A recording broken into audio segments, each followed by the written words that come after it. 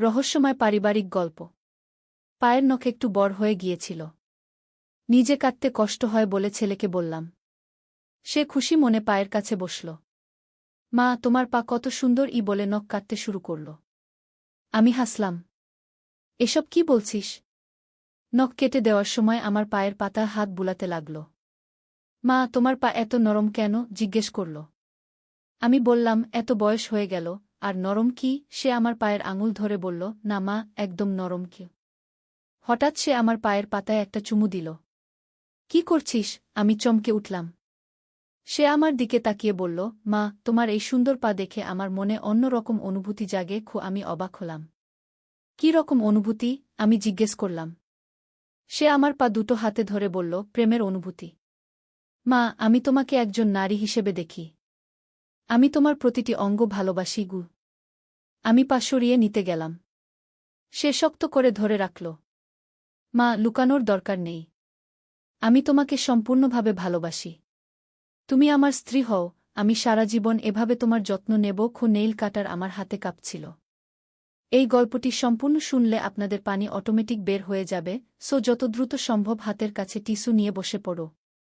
বিছানার চাদর যেন নষ্ট না হয় সেটা সম্পূর্ণ খেয়াল রাখার অনুরোধ জানিয়ে গল্পটি এখন শুরু করব। তার আগে সর্বশেষ অনুরোধ, দয়া করে এমন পানি বের করার গল্প নিয়মিত শুনতে আমাদের চ্যানেলটি সকলেই সাবস্ক্রাইব করুন। ধন্যবাদ। হ্যালো বন্ধুরা, আমার নাম রিনা চক্রবর্তী। আমার বয়স ৩৮ বছর। আমার স্বামীর নাম রণদেব চক্রবর্তী, বয়স ৪২ বছর। আমাদের ২ সন্তান, রাহুল আর মিঠু। রাহুল ২১ বছর বয়সী, ভার্সিটিতে পড়ে। মিঠু ১৪ বছর বয়সী, হাই স্কুলে যায়। ঘটনাটা ঘটেছিল গত সপ্তাহে। আমি তখন বাসায় একা ছিলাম। রণদেব অফিস থেকে ফিরতে দেরি, মিঠু বান্ধবীর বাসায় গিয়েছে। শুধু রাহুল আর আমি বাসায়। সকাল থেকেই পা বেশ ব্যথা করছিল। হাঁটু থেকে পায়ের পাতা পর্যন্ত একটা অদ্ভুত যন্ত্রণা। রাহুল আমার কাছে এসে বলল, মা, কি হয়েছে? তুমি এত কষ্ট পাচ্ছ কেন?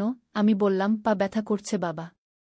নখগুলো বড় হয়ে গেছে, কাটা দরকার। রাহুল বলল, আমি কেটে দিব। বসো এখানে গি। সে আমার পায়ের কাছে বসে নেইল কাটার নিয়ে আসল। প্রথমে একটু দ্বিধায় ছিলাম। বড় হয়ে যাওয়া ছেলের কাছে এমন সার্ভিস নেওয়াটা একটু অস্বস্তিকর মনে হচ্ছিল। কিন্তু তার আগ্রহ দেখে আর কিছু বললাম না। রাহুল আমার পা তার কোলে নিয়ে আস্তে আস্তে নখ কাটতে শুরু করল। মা, তোমার পা দেখে মনে হয় কোনো রানীর পা গিয়ে। আমি হেসে বললাম, এসব কি বলছিস? আমার মতো সাধারণ গৃহিণীর পায়ে আবার এমন কি? সে বলল, না মা, সত্যিই বলছি। তোমার পায়ের গঠন একেবারে পারফেক্ট। আঙুলগুলো এত সুন্দর, নরম। আমার মনে হয় তুমি একসময় ড্যান্সার ছিলে। আমি অবাক হলাম। ছোটবেলায় সত্যিই ড্যান্স শিখেছিলাম। কিন্তু এত বছর পর রাহুল কিভাবে বুঝল? তুমি কি করে জানলে আমি ড্যান্স করতাম? আমি জিজ্ঞেস করলাম। রাহুল মুচকি হেসে বলল, তোমার পায়ের মুভমেন্ট দেখেই বোঝা যায়। এমনকি হাঁটার সময়ও তোমার একটা রিদম আছে গি। সত্যিই আমি অবাক হয়ে গেলাম। আমার নিজের ছেলে আমার সম্পর্কে এত কিছু খেয়াল রাখে। নখ কাটার পর সে আমার পায়ে হাত বুলিয়ে দিল। মা, তুমি আবার ড্যান্স শেখাও না কেন? আমি দেখেছি পাড়ার অনেক আন্টিরা ড্যান্স ক্লাস করে গি। আমি বললাম, এ বয়সে আবার ড্যান্স? লোকে কি বলবে? রাহুল বলল, লোকে যা বলার বলুক। তুমি তোমার পছন্দের কাজ করো। তার কথা শুনে আমার মন ভালো হয়ে গেল। এতদিন পর কেউ আমার স্বপ্নের কথা বলল। হঠাৎ আমার পায়ের পাতায় একটা আলতো চুমু দিল। রাহুল, এটা কি করলে? আমি চমকে উঠলাম। সে লাজুক হেসে বলল, সরি মা। আসলে আমি তোমার পায়ের সৌন্দর্য দেখে মুগ্ধ হয়ে গিয়েছিলাম। মনে হলো এই সুন্দর পায়ে একটা সম্মানজনক চুমু দেওয়া দরকার গু। আমি বুঝতে পারলাম রাহুল আসলে আমার প্রতি শ্রদ্ধা প্রকাশ করছে। অনেক সংস্কৃতিতে মায়ের পায়ে চুমু দেওয়া একটা সম্মানের ব্যাপার। তবু আমি একটু অস্বস্তি বোধ করলাম। রাহুল, তুমি এভাবে আমার প্রতি শ্রদ্ধা দেখাতে পারো, তবে এভাবে নয় গু। আমি তাকে বোঝানোর চেষ্টা করলাম। রাহুল বলল, মা, আমি তোমাকে খুব ভালোবাসি। তুমি শুধু আমার মা নও, তুমি একজন সুন্দর নারী। একজন অসাধারণ মানুষ গু। তার কথা শুনে আমার চোখে পানি এসে গেল। এতদিন পর কেউ আমাকে একজন নারী হিসেবে দেখেছে, শুধু একজন মা বা স্ত্রী হিসেবে নয়। রণদেব অনেক দিন ধরেই আমার দিকে সেভাবে তাকায় না। সারাদিন কাজের চাপে সে ক্লান্ত হয়ে থাকে। হঠাৎ রাহুল আমার 2 পাতার 2 হাতে নিয়ে বলল, মা, আমি চাই তুমি আবার ড্যান্স শিখো। আমি চাই তুমি তোমার সৌন্দর্য ফিরে পাও। তুমি যদি চাও, আমি তোমার সাথে ড্যান্স পার্টনার হতে পারি গু। আমি অবাক হয়ে বললাম, তুমি ড্যান্স জানো? রাহুল বলল, হ্যাঁ মা। কলেজে আমাদের একটা ড্যান্স ক্লাব আছে। আমি সেখানে কন্টেম্পোরারি ড্যান্স শিখেছি গু। আমি ভাবলাম, এ কি অদ্ভুত কাকতালীয় ঘটনা। আমি যে ড্যান্সের স্বপ্ন দেখতাম, আমার ছেলেও সে পথে এগিয়ে গেছে। হয়তো এটা আমাদের জিনেটিক্স। রাহুল বলল, মা, আমি তোমার সাথে একটা ড্যান্স পারফরম্যান্স করতে চাই। মা, ছেলের একটা সুন্দর ড্যান্স। তুমি রাজি আছো? আমার মন চলে গেল ছোটবেলার দিনগুলোতে। যখন আমি স্টেজে ড্যান্স করতাম, সবাই তাকিয়ে থাকত। কিন্তু রাহুল, মানুষ কি ভাববে? মা, ছেলে একসাথে ড্যান্স করছে। আমি সন্দেহ প্রকাশ করলাম। রাহুল বলল, মা, এটা খুবই নরমাল। অনেক মা ছেলে একসাথে পারফর্ম করে। এতে কোনো খারাপ কিছু নেই গি। সত্যিই তো। আমি কেন এত চিন্তা করছি? মা ছেলের বন্ধন তো পবিত্র। আমরা একসাথে ড্যান্স করলে সেটা হবে একটা সুন্দর আবেগপূর্ণ মুহূর্ত। ঠিক আছে, আমি চেষ্টা করে দেখি। আমি রাজি হয়ে গেলাম। রাহুল খুশিতে লাফিয়ে উঠল। সত্যি মা? তুমি রাজি? আমি মাথা নাড়লাম। রাহুল উঠে দাঁড়িয়ে আমার হাত ধরে বলল, চলো এখনই শুরু করি। আমি তোমাকে কিছু বেসিক স্টেপ শেখাবো। আমি বললাম, এখনই? আমি তো প্রস্তুত নই। কি? রাহুল বলল, কোনো সমস্যা নেই মা। আমরা যেমন আছি তেমনি শুরু করি গিয়ে। সে আমাকে হাত ধরে দাঁড় করাল। আমার মনে পড়ল, ছোটবেলায় আমিও এভাবেই আমার ড্যান্স টিচারের সাথে প্র্যাকটিস করতাম। রাহুল বলল, মা, প্রথমে আমরা একটা সিম্পল ওয়ালটাচ করব। তুমি শুধু আমার লিড ফলো করো। আমি নার্ভাস হয়ে গেলাম। রাহুল, আমি অনেক বছর ড্যান্স করিনি। ভুল করে ফেলব। রাহুল আমার কাঁধে হাত রেখে বলল, কোনো চিন্তা করো না মা। ড্যান্স হচ্ছে হৃদয়ের ভাষা। তুমি শুধু অনুভব করো। সে আমার কোমর ধরে আস্তে আস্তে নড়াচড়া শুরু করল। আমি তার সাথে তাল মিলানোর চেষ্টা করলাম। কিছুক্ষণ পর আমার মনে হল, আমি যেন আবার সেই পুরনো দিনগুলোতে ফিরে গেছি। হঠাৎ রণদেবের গাড়ির হর্নের শব্দ শুনতে পেলাম। আমি আর রাহুল দ্রুত আলাদা হয়ে গেলাম। বাবা ফিরে এসেছে? রাহুল বলল। আমি তাড়াতাড়ি চুল ঠিক করে নিলাম। রণদেব ঢুকে দেখল আমরা দুজনে খুব কাছাকাছি দাঁড়িয়ে আছি। কি হচ্ছিল এখানে? সে জিজ্ঞেস করল। রাহুল বলল, কিছু না বাবা। মার পা ব্যথা করছিল, আমি নখ কেটে দিচ্ছিলাম গু। রণদেব আর কিছু জিজ্ঞেস করল না। সে বাথরুমে চলে গেল ফ্রেশ হতে। রাহুল আমার কানে ফিসফিস করে বলল, মা, আমাদের ড্যান্সের কথা বাবাকে এখনো বলো না। আমরা ভালো প্র্যাকটিস করার পর তাকে সারপ্রাইজ দেব গো। আমি মাথা নাড়লাম।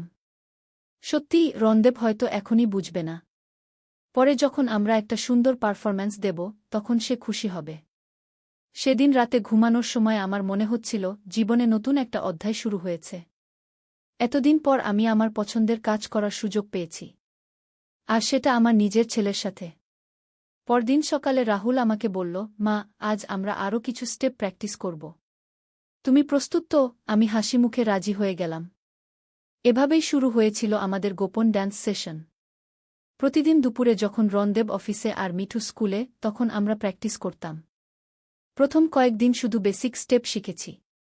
কিন্তু ধীরে ধীরে আমাদের পারফরম্যান্স আরও জটিল হয়ে উঠল। রাহুল আমাকে লিফট করার কৌশল শেখাল।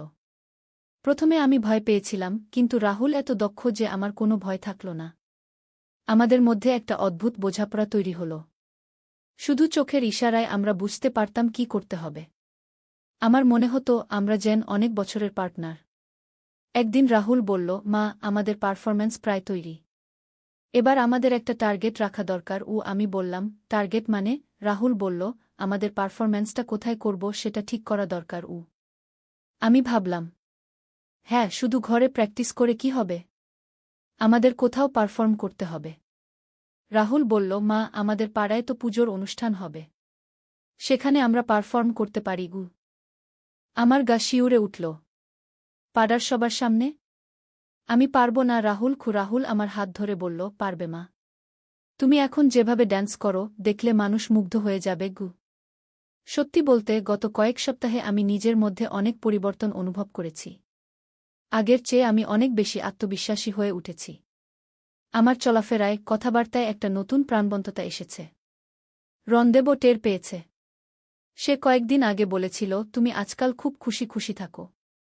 কোনো বিশেষ কারণ আছে? আমি হেসে বলেছিলাম, কোনো কারণ লাগে নাকি খুশি থাকার জন্য? কিন্তু সত্যি কথা হচ্ছে, আমি জানতাম আমার এই পরিবর্তনের পেছনে রাহুল আর আমাদের ড্যান্স সেশনের অবদান আছে। প্রতিদিন ড্যান্স করার ফলে আমার শরীর অনেক ফিট হয়ে গেছে।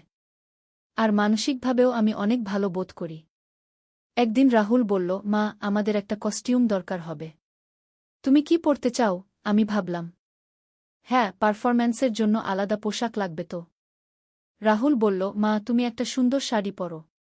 আমি স্যুট পরব। আমাদের কালার কোঅর্ডিনেট করতে হবে। আমি রাজি হয়ে গেলাম। আমার কাছে একটা লাল রঙের খুব সুন্দর শাড়ি আছে। রণদেব সেটা আমাকে বিয়ের বার্ষিকীতে উপহার দিয়েছিল। রাহুল বলল, পারফেক্ট। আমিও একটা লাল শার্ট কিনব। আমি বললাম, কিন্তু রাহুল, তোমার বাবা কি বলবে? তুমি হঠাৎ এত টাকা খরচ করছো। রাহুল বলল, চিন্তা করো না মা। আমার টিউশনির টাকা দিয়ে কিনব। আমার মন ভারী হয়ে গেল। রাহুল তার নিজের টাকা খরচ করে আমাকে খুশি করার চেষ্টা করছে। আমি কি এত স্বার্থপর হয়ে গেছি? রাহুল, তুমি তোমার টিউশনির টাকা খরচ করো না। আমাদের এই পারফরম্যান্সের জন্য এত খরচের দরকার নেই। আমি বললাম। রাহুল বলল, মা, এটা খরচ নয়, এটা একটা বিনিয়োগ। আমি চাই আমাদের পারফরম্যান্স পারফেক্ট হোক। তার কথা শুনে আমি আবেগপ্রবণ হয়ে গেলাম। হঠাৎ দরজায় কলিং বেলের শব্দ। আমি দেখলাম আমাদের পাড়ার কমিটির সেক্রেটারি পূর্ণিমা দিদি এসেছেন। তিনি বললেন, রিনা, তুমি কেমন আছো? আমি শুনেছি তুমি আজকাল ড্যান্স করছ। আমি চমকে গেলাম। আমাদের গোপন ব্যাপারটা কি করে পূর্ণিমা দিদি জানলেন? রাহুল আমার পাশে এসে দাঁড়াল। পূর্ণিমা দিদি বললেন, আসলে আমি তোমাদের কাছে একটা প্রপোজাল নিয়ে এসেছি। আমাদের পুজোর অনুষ্ঠানে তুমি আর রাহুল একটা পারফরম্যান্স দেবে। আমি শুনেছি তোমরা দুজনে খুব ভালো ড্যান্স করো। আমি আর রাহুল একে অপরের দিকে তাকালাম। কে আমাদের কথা পূর্ণিমা দিদিকে বলেছে? পূর্ণিমা দিদি বললেন, আসলে মিঠুর থেকে শুনেছি। সে বলেছে তুমি আর রাহুল রোজ ঘরে ড্যান্স করো। আমি ভাবলাম, এত ভালো ট্যালেন্ট আমাদের কমিউনিটিতে আছে, কেন আমরা সেটার সদ্ব্যবহার করব না? আমার মাথা ঝিমঝিম করতে লাগল। মিঠু আমাদের দেখে ফেলেছে? কিন্তু সে তো এ নিয়ে কিছু বলেনি। রাহুল বলল, পূর্ণিমা আন্টি, আসলে আমরা এখনও প্র্যাকটিস স্টেজে আছি। আমি জানি না আমরা পাবলিক পারফরম্যান্সের জন্য প্রস্তুত কিনা। পূর্ণিমা দিদি হেসে বললেন, ও বাবা, এত লজ্জা কিসের? মিঠু বলেছে তোমরা অসাধারণ ড্যান্স করো। সে তো একদিন গোপনে দেখেছে। তার মতে তোমাদের ড্যান্স দেখে তার চোখে পানি এসে গিয়েছিল। আমার হৃৎপিণ্ড জোরে জোরে স্পন্দিত হতে লাগল। মিঠু আমাদের ড্যান্স দেখে কান্না করেছে? কেন? পূর্ণিমা দিদি আমার চিন্তার ভাব দেখে বললেন, রিনা, তুমি চিন্তিত হজো না। মিঠু খুশির কান্না কেঁদেছিল। সে বলেছিল তার মা এত সুন্দর ড্যান্স করতে পারে, সে জানতই না। তার খুব গর্ব হয়েছিল। আমার চোখে পানি এসে গেল। আমার ছোট মেয়েটা আমার জন্য গর্ব অনুভব করেছে। এর চেয়ে সুন্দর কি আছে? রাহুল বলল, তাহলে আমরা একবার চেষ্টা করে দেখতে পারি। তবে পূর্ণিমা আন্টি, আপনি কিন্তু আশা খুব বেশি রাখবেন না। পূর্ণিমা দিদি খুশি হয়ে বললেন, চমৎকার। আমি আর অপেক্ষা করতে পারছি না। তোমাদের পারফরম্যান্স আমাদের পুজোর অনুষ্ঠানের হাইলাইট হবে। পূর্ণিমা দিদি চলে যাওয়ার পর আমি রাহুলকে বললাম, রাহুল, এবার আমাদের সত্যিই কঠোর প্র্যাকটিস করতে হবে। পাড়ার সবার সামনে পারফর্ম করা মানে কোনো ভুল করার সুযোগ নেই। রাহুল বলল, মা, আমি জানি তুমি পারবে। কিন্তু একটা সমস্যা আছে। আমি জিজ্ঞেস করলাম, কি সমস্যা? রাহুল বলল, বাবাকে এখন বলতে হবে। কারণ পুজোর অনুষ্ঠানে তো তিনিও থাকবেন। আমরা চাইলেও লুকিয়ে রাখতে পারব না। সত্যি তো? রণদেবকে কিভাবে বলব? সে কি বুঝবে আমাদের এই বন্ধন? নাকি ভুল বুঝবে? সেদিন রাতে রণদেব ঘরে ঢুকল। আমি তাকে সব কথা বলার জন্য মনস্থির করেছিলাম। রণদেব, তোমার সাথে একটা কথা বলার আছে। রণদেব বিছানায় শুয়ে পড়ে বলল, কি কথা? আমি বললাম, আসলে আমি আর রাহুল গত কয়েক সপ্তাহ ধরে একসাথে ড্যান্স প্র্যাকটিস করছি। রণদেব আমার দিকে তাকাল। Dance practice? কেন? আমি বললাম, আসলে আমার ছোটবেলার শখ ছিল ড্যান্স করার। রাহুলও ড্যান্স জানে। তাই আমরা ভাবলাম একসাথে কিছু করি। রণদেব চুপ করে থাকল। তারপর বলল, এটা ভালো কথা। তুমি তোমার শখের কাজ করছ। কিন্তু রাহুলের পড়াশোনার ক্ষতি যেন না হয়। আমি অবাক হলাম। রণদেব এত সহজভাবে নিল। আমি বললাম, তুমি কিছু মনে করলে না? রণদেব বলল, মনে করব কেন? মা ছেলে একসাথে ভালো কাজ করছ, এতে আপত্তির কি আছে? আমার মনে হলো একটা বিরাট বোঝা নেমে গেল। আমি বললাম, আসলে পুজোর অনুষ্ঠানে আমাদের পারফর্ম করতে হবে গু। রণদেব বলল, সেটা আরও ভালো। আমি গর্ব করতে পারব যে আমার স্ত্রী আর ছেলে এত ভালো ড্যান্স করে গু। পরদিন থেকে আমরা আরও উৎসাহ নিয়ে প্র্যাকটিস শুরু করলাম। রণদেব মাঝে মাঝে আমাদের প্র্যাকটিস দেখত। তার মুখে গর্বের হাসি দেখে আমার মন ভরে যেত। মিঠুও আমাদের সাথে যোগ দিল। সে বলল, আম্মু, আমিও তোমাদের সাথে ড্যান্স করব। আমি বললাম, তুমি ড্যান্স জানো? মিঠু বলল, আমি স্কুলে শিখেছি উ। এভাবে আমাদের পরিবারের সবাই ড্যান্সের সাথে যুক্ত হয়ে গেল। আমার মনে হল এটাই হয়তো সত্যিকারের পারিবারিক বন্ধন। পুজোর অনুষ্ঠানের দিন এসে গেল। আমি লাল শাড়ি পরেছি, রাহুল লাল শার্ট আর কালো প্যান্ট পরেছে। মিঠু তার স্কুলের ড্যান্স ড্রেসটা পরেছে। স্টেজে ওঠার আগে আমার খুব নার্ভাস লাগছিল। রাহুল আমার হাত ধরে বলল, মা, তুমি চিন্তা করো না। আমরা এত প্র্যাকটিস করেছি, সবকিছু পারফেক্ট হবে গু। যখন আমাদের নাম ডাকা হলো, আমরা তিনজনে স্টেজে উঠলাম। মিউজিক শুরু হলো। প্রথমে আমি আর রাহুল একসাথে ড্যান্স করলাম। তারপর মিঠু আমাদের সাথে যোগ দিল। আমি দেখলাম দর্শকরা মুগ্ধ হয়ে আমাদের পারফরম্যান্স দেখছে। অনেকের চোখে পানি। আমার নিজেরও চোখে পানি এসে গেল। পারফরম্যান্স শেষে প্রচুর তালি পড়ল। পূর্ণিমা দিদি স্টেজে উঠে আমাদের ফুলের মালা দিলেন। তিনি বললেন, এই পরিবারটি আমাদের দেখিয়ে দিয়েছে যে পারিবারিক বন্ধন কত সুন্দর হতে পারে কি। স্টেজ থেকে নামার পর অনেকেই আমাদের কাছে এসে প্রশংসা করল। রণদেব আমার কাছে এসে বলল, আমি খুব গর্বিত। তার চোখেও পানি। বাড়ি ফিরে আমরা সবাই খুব খুশি। রাহুল বলল, মা, আজ আমাদের স্বপ্ন পূরণ হল। আমরা সবাইকে দেখিয়ে দিলাম যে একটি পরিবার একসাথে কি করতে পারে গি। আমি রাহুলকে জড়িয়ে ধরে বললাম, তোমার জন্যই এটা সম্ভব হয়েছে। তুমি আমার মধ্যে আত্মবিশ্বাস জাগিয়েছ। রাহুল বলল, না মা, আমরা একে অপরকে সাহায্য করেছি উ। এই ঘটনার পর আমাদের পরিবারে একটা নতুন মাত্রা যোগ হল। আমরা নিয়মিত একসাথে ড্যান্স প্র্যাকটিস করি। মিঠুও আমাদের সাথে যোগ দেয়। রণদেব মাঝে মাঝে দেখে আর উৎসাহ দেয়।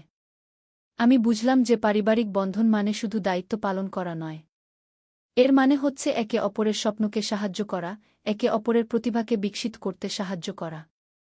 রাহুল আমাকে দেখিয়েছে যে একজন মা শুধু সেবা করার জন্যই নয়, তার নিজস্ব ব্যক্তিত্ব আর স্বপ্ন আছে। আর সেই স্বপ্ন পূরণ করাটা পরিবারের জন্য একটা অনুপ্রেরণা। এখন আমি আর শুধু রণদেবের স্ত্রী কিংবা রাহুল আর মিঠুর মা নই। আমি রীনা চক্রবর্তী, একজন ড্যান্সার।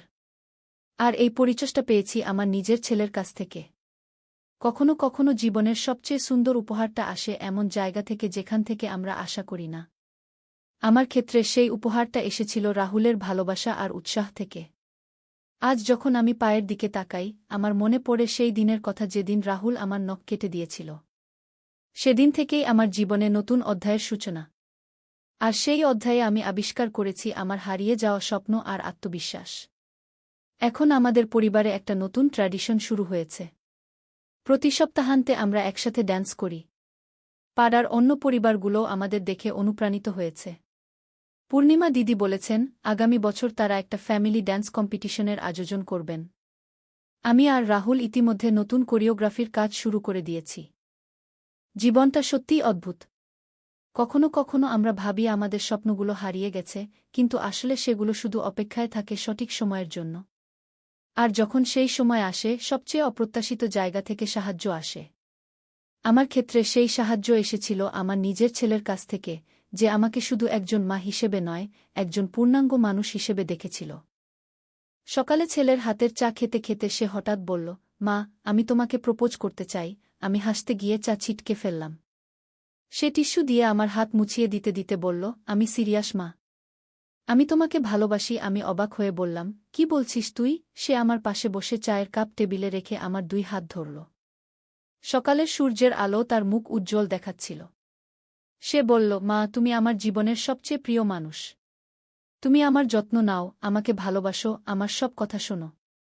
একজন স্ত্রী যেভাবে স্বামীর দেখাশোনা করে, তুমিও তেমনি করো। আমি মাথা নেড়ে বললাম, এসব কি বলছিস? কিন্তু সে আমার গাল স্পর্শ করে বলল, আমি তোমাকে একজন নারী হিসেবে দেখি মা। তুমি এত সুন্দর, এত আকর্ষণীয়। আমি তোমার প্রেমে পড়েছি। চায়ের গরম ভাপ আমাদের মাঝে উঠছিল। সে আমার কপালে চুমু দিয়ে বলল, মা, আমি তোমাকে বিয়ে করতে চাই। আমরা স্বামী-স্ত্রী হয়ে থাকব। আমার হৃদস্পন্দন বেড়ে গেল। সে আমার হাতের আঙুলে আলতো করে চুমু দিয়ে বলল, তুমি আমার হবে। শুধু চায়ের কাপ আমার হাত থেকে পড়ে যাওয়ার উপক্রম হল। এই গল্পটি সম্পূর্ণ শুনলে আপনাদের পানি অটোমেটিক বের হয়ে যাবে, সো যত দ্রুত সম্ভব হাতের কাছে টিস্যু নিয়ে বসে পড়ুন। বিছানার চাদর যেন নষ্ট না হয় সেটা সম্পূর্ণ খেয়াল রাখার অনুরোধ জানিয়ে গল্পটি এখন শুরু করব। তার আগের সর্বশেষ অনুরোধ, দয়া করে এমন পানি বের করার গল্প নিয়মিত শুনতে আমাদের চ্যানেলটি সকলেই সাবস্ক্রাইব করুন। ধন্যবাদ। হ্যালো বন্ধুরা, আমার নাম প্রিয়াঙ্কা দত্ত। আমার বয়স 40 বছর। আমার স্বামীর নাম রাজীব দত্ত, বয়স 43 বছর। আমাদের 2 সন্তান, অভিজিৎ আর তন্বী। অভিজিৎ 21 বছর বয়সী, ইউনিভার্সিটিতে পড়ে। তন্বী 14 বছর বয়সী, স্কুলে যায়। আজ যে ঘটনাটা আপনাদের বলবো সেটা আমার জীবনের সবচেয়ে রহস্যময় এবং রোমাঞ্চকর অভিজ্ঞতা। এই গল্পে আছে পারিবারিক বন্ধন, রহস্য, অ্যাডভেঞ্চার আর এমন সব অজানা সত্য যা আমার পুরো জীবনটাই পাল্টে দিয়েছে। সেদিন সকালের কথা। আমি রান্নাঘরে চা বানাচ্ছিলাম। হঠাৎ অভিজিৎ এসে আমার পিছন থেকে জড়িয়ে ধরে বলল, মা, তোমার সাথে একটা গুরুত্বপূর্ণ কথা আছে। আমি ভাবলাম নিশ্চয়ই কোনো পড়াশোনার ব্যাপার। কিন্তু যখন সে আমার কাঁধে মাথা রেখে বলল, মা, আমি তোমাকে অন্যরকমভাবে ভালোবাসি, তখনই আমার হৃদয়ে এক অদ্ভুত কম্পন অনুভব করলাম। আমি ঘুরে তার দিকে তাকিয়ে বললাম, কি বলছিস তুই অভি? সে আমার চোখের দিকে তাকিয়ে বলল, মা, তুমি আমার কাছে শুধু মা নও। তুমি একজন সুন্দর নারী। আমার হাত থেকে চায়ের কাপ পড়ে যাওয়ার উপক্রম হল। সে তাড়াতাড়ি ধরে ফেলল আর বলল, মা, আমি জানি এটা অস্বাভাবিক শোনাচ্ছে, কিন্তু আমি তোমাকে একজন পুরুষ হিসেবে চাই। আমি অবাক হয়ে বললাম, তুই কি বলছিস অভি? এসব কি ভাবনা তোর মাথায়? কিন্তু সে আমার হাত ধরে বলল, মা, আমি তোমার প্রেমে পড়েছি। তুমি যখন শাড়ি পরো, যখন রান্না করো, যখন আমার যত্ন নাও, তখন আমার মনে হয় তুমি পৃথিবীর সবচেয়ে আকর্ষণীয় নারী। আমি তার কথা শুনে একদম হতবাক হয়ে গেলাম। সে আরও বলল, মা, আমি চাই তুমি আমার হও। আমি তোমাকে বিয়ে করতে চাই। আমরা একসাথে থাকব। আমার পুরো শরীর কাঁপছিল। সে আমার গালে হাত রেখে বলল, মা, তুমি এত সুন্দর, এত কামনীয়। আমি রাতে তোমার কথা ভেবে ঘুম আসে না। হঠাৎ করেই অভিজিতের চোখ দুটো অদ্ভুত রকম চকচক করতে লাগল। একটা নীলাম আলো যেন তার চোখ থেকে বের হচ্ছিল। আমি ভয় পেয়ে পিছিয়ে গেলাম। সে বলল, মা, তুমি আমার প্রপোজাল নিয়ে ভাবো। আমি তোমাকে খুবই ভালোবাসি বলেই সে আমার কপালে একটা গভীর চুমু খেল। আমি দৌড়ে আমার ঘরে চলে গেলাম। সারাদিন আমি ভাবতে থাকলাম, এটা কি হচ্ছে? আমার ছেলে আমার সাথে এরকম আচরণ করছে কেন? সন্ধ্যার দিকে রাজীব অফিস থেকে ফিরল। আমি তাকে সব বললাম।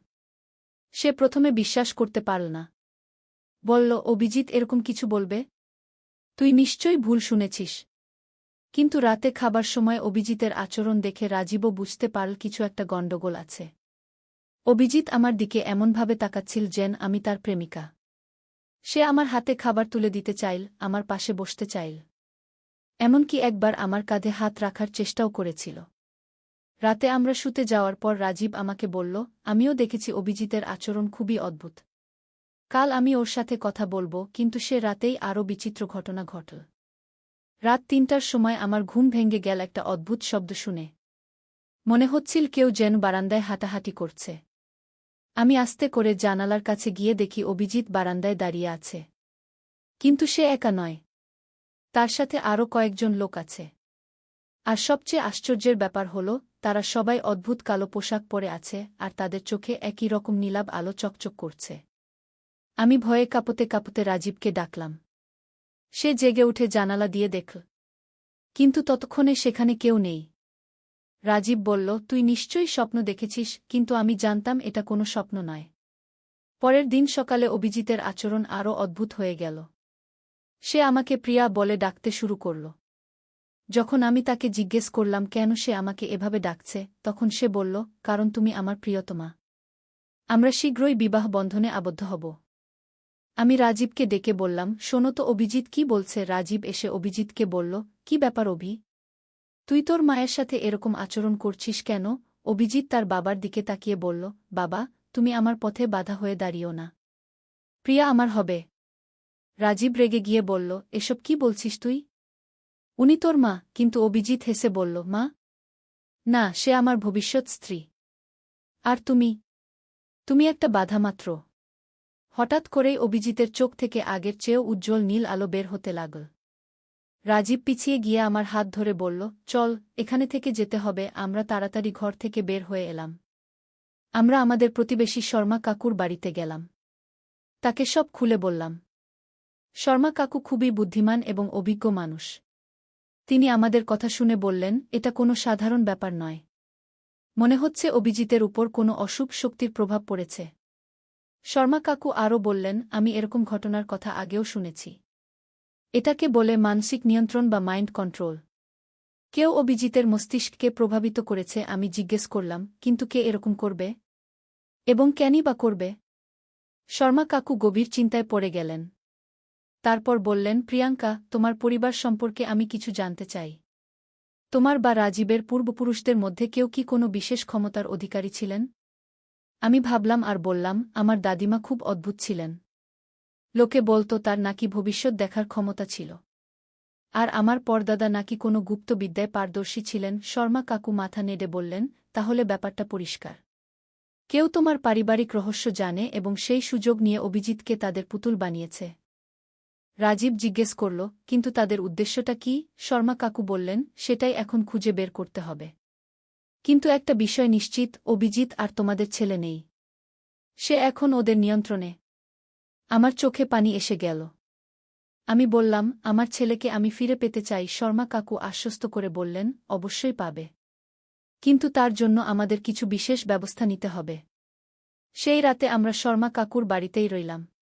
কিন্তু রাত ৩টার সময় আবার সেই অদ্ভুত ঘটনা ঘটল। জানালার বাইরে অভিজিতের কণ্ঠস্বর শোনা গেল, প্রিয়া, প্রিয়া, আমি তোমার জন্য অপেক্ষা করছি। তুমি কোথায় লুকিয়ে আছো? শর্মা কাকু আমাদের শান্ত থাকতে বলে জানালার পর্দা সরিয়ে বাইরে তাকালেন। দেখলেন অভিজিৎ একা দাঁড়িয়ে আছে, কিন্তু তার চারপাশে কয়েকটা ছায়ামূর্তি ভাসছে। শর্মা কাকু আমাদের ফিসফিস করে বললেন, ওগুলো আত্মা। অভিজিতের শরীরে এক বা একাধিক আত্মা প্রবেশ করেছে। পরের দিন সকালে শর্মা কাকু আমাদের বললেন, আমাদের একজন তান্ত্রিকের সাহায্য নিতে হবে। আমি একজনকে চিনি, সে এই ধরনের সমস্যার সমাধান করতে পারে। আমরা সেই তান্ত্রিকের কাছে গেলাম। তার নাম বিশ্বনাথ বাবাজি। বিশ্বনাথ বাবাজি আমাদের কথা শুনে বললেন, এটা খুবই জটিল একটা কেস। তোমাদের ছেলের উপর একটা প্রাচীন আত্মার প্রভাব পড়েছে। এই আত্মা বহু বছর ধরে একজন নারীর জন্য অপেক্ষা করছিল। আর সেই নারী হল তুমি, প্রিয়াঙ্কা। আমি অবাক হয়ে বললাম, আমি? কিন্তু কেন আমি? বাবাজি বললেন, তোমার পূর্বজন্মে তুমি এই আত্মার প্রেমিকা ছিলে। কিন্তু সেই সময় তোমরা একসাথে হতে পারোনি। এখন সে তোমাকে পাওয়ার জন্য তোমার ছেলের শরীর দখল করেছে। রাজীব বলল, এসব কি সত্যি? বাবাজি মাথা নেড়ে বললেন, সত্যি। আর এই আত্মা চায় প্রিয়াঙ্কাকে বিয়ে করতে। যতক্ষণ না সে তার ইচ্ছা পূরণ করতে পারবে, ততক্ষণ সে অভিজিতের শরীর ছাড়বে না। আমি ভয়ে কাঁপতে কাঁপতে বললাম, তাহলে আমার ছেলেকে ফিরে পাওয়ার কোনো উপায় নেই? বাবাজি বললেন, উপায় আছে, কিন্তু সেটা খুবই কঠিন। তোমাকে সেই আত্মার সাথে সরাসরি কথা বলতে হবে এবং তাকে বোঝাতে হবে যে এই ভালোবাসা অসম্ভব। বাবাজি আমাদের একটা বিশেষ পূজার আয়োজন করতে বললেন। সেই পূজার মাধ্যমে আমরা সেই আত্মার সাথে যোগাযোগ স্থাপন করতে পারব। রাত 12টার সময় পূজা শুরু হল। বাবাজি নানারকম মন্ত্র পড়তে লাগলেন। হঠাৎ করেই অভিজিৎ সেখানে এসে হাজির হল। কিন্তু সে আর আমাদের অভিজিৎ নয়। তার চোখে সেই নীল আলো, তার কণ্ঠস্বর সম্পূর্ণ বদলে গেছে। সে বলল, প্রিয়া, আমি তোমার জন্য কত বছর অপেক্ষা করেছি। এবার আমি তোমাকে ছাড়ব না। আমি সাহস সঞ্চয় করে বললাম, তুমি কে? তুমি আমার ছেলেকে ছেড়ে দাও। সে হেসে বলল, আমি অর্জুন। তুমি আমার সীতা। আমরা পূর্বজন্মে একসাথে ছিলাম। বাবাজি বললেন, অর্জুন, তুমি ভুল করছ। এটা একটা ভিন্ন জন্ম। প্রিয়াঙ্কার এখন স্বামী আছে, সন্তান আছে। অর্জুন রেগে গিয়ে বলল, আমি কিছুই জানি না। সীতা আমার, আর আমি তাকে পাবই। তারপর সে আমার দিকে এগিয়ে এল। বাবাজি তাড়াতাড়ি কিছু মন্ত্র পড়ে একটা সুরক্ষা বৃত্ত তৈরি করলেন। অর্জুন সেই বৃত্তের কাছে গিয়ে থেমে গেল। আমি সাহস করে অর্জুনকে বললাম, অর্জুন, আমি জানি তুমি আমাকে ভালোবাসো। কিন্তু এভাবে আমার ছেলের শরীর দখল করে তুমি ভুল করছ। যদি সত্যিই আমাকে ভালোবাসো তাহলে আমার ছেলেকে ছেড়ে দাও। অর্জুন কিছুক্ষণ চুপ করে রইল। তারপর বলল, কিন্তু সীতা, আমি তো তোমাকে ছাড়া বাঁচতে পারি না। এত বছর তোমার অপেক্ষায় আছি। আমি বললাম, আমি এখন অন্য কারো স্ত্রী, অন্য কারো মা। তুমি যদি আমাকে সত্যিই ভালোবাসো তাহলে আমার খুশির কথা চিন্তা করো। হঠাৎ অর্জুনের কণ্ঠস্বর আরও নরম হয়ে গেল। সে বলল, সীতা, তুমি কি সত্যিই খুশি? তোমার স্বামী কি তোমাকে আমার মতো ভালোবাসে? আমি রাজীবের দিকে তাকিয়ে বললাম, হ্যাঁ, সে আমাকে খুব ভালোবাসে। আর আমার দুটো সন্তানও আছে। তারা আমাকে খুব প্রয়োজন। অর্জুন দীর্ঘশ্বাস ফেলে বলল, তাহলে তাহলে আমি কি করব সীতা? আমি তোমা ছাড়া কোথায় যাব? আমি বললাম, তুমি মুক্তি খোঁজো অর্জুন। এই পৃথিবীতে আটকে না থেকে পরবর্তী জন্মের জন্য প্রস্তুতি নাও। হয়তো সেখানে তুমি তোমার সত্যিকারের সঙ্গিনী পাবে। বাবাজি এই সময় আরও কিছু মন্ত্র পড়লেন। অর্জুন কিছুক্ষণ নীরব থাকার পর বলল, সীতা, তুমি যদি খুশি থাকো তাহলে আমিও খুশি। আমি তোমার ছেলেকে ছেড়ে দিচ্ছি। কিন্তু একটা শেষ উপহার নাও। বলেই অভিজিতের শরীর থেকে একটা উজ্জ্বল আলো বের হয়ে আমার দিকে এসে স্পর্শ করল। সেই মুহূর্তে আমি অনুভব করলাম আমার মনের মধ্যে কিছু অদ্ভুত স্মৃতি আসছে। দেখতে পেলাম একটা প্রাচীন রাজপ্রাসাদ, সেখানে আমি রাজকুমারী সীতা আর অর্জুন একজন যোদ্ধা। আমি দেখলাম কিভাবে আমরা একে অপরকে ভালোবেসেছিলাম, কিন্তু যুদ্ধের কারণে আলাদা হয়ে গিয়েছিলাম। অর্জুন যুদ্ধে মারা গিয়েছিল আর আমি আমার পিতার চাপে অন্য কারো সাথে বিয়ে হয়েছিল। কিন্তু আমি সুখী হতে পারিনি। আমার মৃত্যুর পর অর্জুনের আত্মা আমার জন্য অপেক্ষা করতে থাকে। এইসব স্মৃতি দেখার পর অর্জুন বলল, সীতা, এবার আমি বুঝতে পারছি। আমাদের ভালোবাসা অতীতে ছিল। এখন তুমি অন্য জীবন শুরু করেছ। আমি তোমার খুশি নষ্ট করতে চাই না। বলেই সে আমার কপালে একটা আশীর্বাদের স্পর্শ দিল। হঠাৎ অভিজিতের শরীর থেকে একটা সাদা আলো বের হয়ে উপরের দিকে চলে গেল। অভিজিৎ মাটিতে পড়ে গেল। আমরা তাড়াতাড়ি তার কাছে গেলাম। কিছুক্ষণ পর তার চোখ খুলল। সে আমাদের দেখে বলল, মা, বাবা, আমি কোথায়? আমার কি হয়েছিল? আমি কান্না করতে করতে তাকে জড়িয়ে ধরলাম। বললাম, কিছু না বাবা, তুমি অসুস্থ ছিলে। এখন ভালো হয়ে গেছ। অভিজিৎ বলল, মা, আমি খুব অদ্ভুত স্বপ্ন দেখেছি।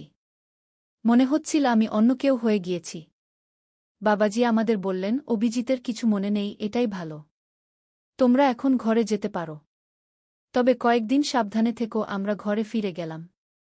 অভিজিৎ আবার আমাদের আগের অভিজিৎ হয়ে গেল। সে আমাকে মা বলে ডাকে, স্বাভাবিক আচরণ করে। কিন্তু আমার মনে অর্জুনের দেওয়া সেই স্মৃতিগুলো রয়ে গেল। মাঝে মাঝে আমি ভাবি সেই পূর্বজন্মের কথা। অর্জুন আমাকে যে আশীর্বাদ দিয়ে গেছে সেটা আমার জীবনে অনেক পরিবর্তন এনেছে।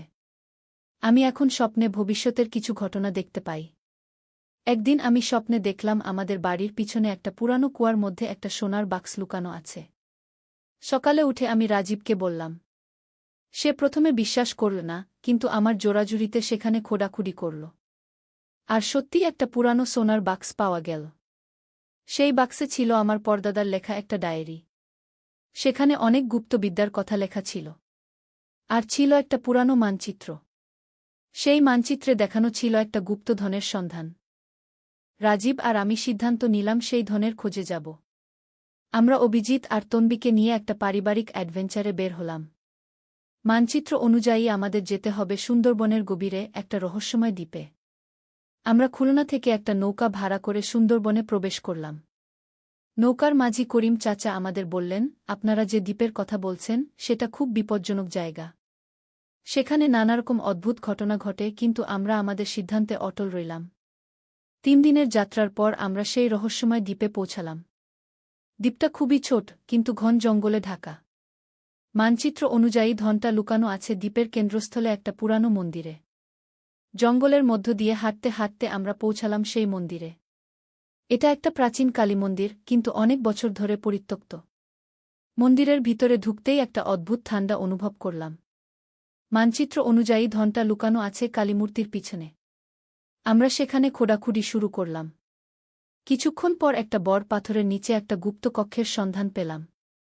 সেই গুপ্ত কক্ষে নেমে গিয়ে আমরা দেখলাম সেখানে অনেক প্রাচীন মূর্তি, স্বর্ণালঙ্কার আর দুর্মূল্য পাথর রয়েছে। কিন্তু সবচেয়ে আশ্চর্যের বিষয় হল সেখানে একটা জীবন্ত সাপ পাহারা দিচ্ছিল। সাপটা খুবই বড় আর তার চোখে একরকম গানের আলো। সে আমাদের দেখে বলল, তোমরা কারা? এখানে কিভাবে এলে? আমি অবাক হয়ে বললাম, তুমি কথা বলতে পারো? সাপটা বলল, আমি এই ধনের অভিভাবক। আমার নাম বাসুকি। বাসুকি আমাদের জিজ্ঞেস করল, তোমাদের এখানে আসার উদ্দেশ্য কি?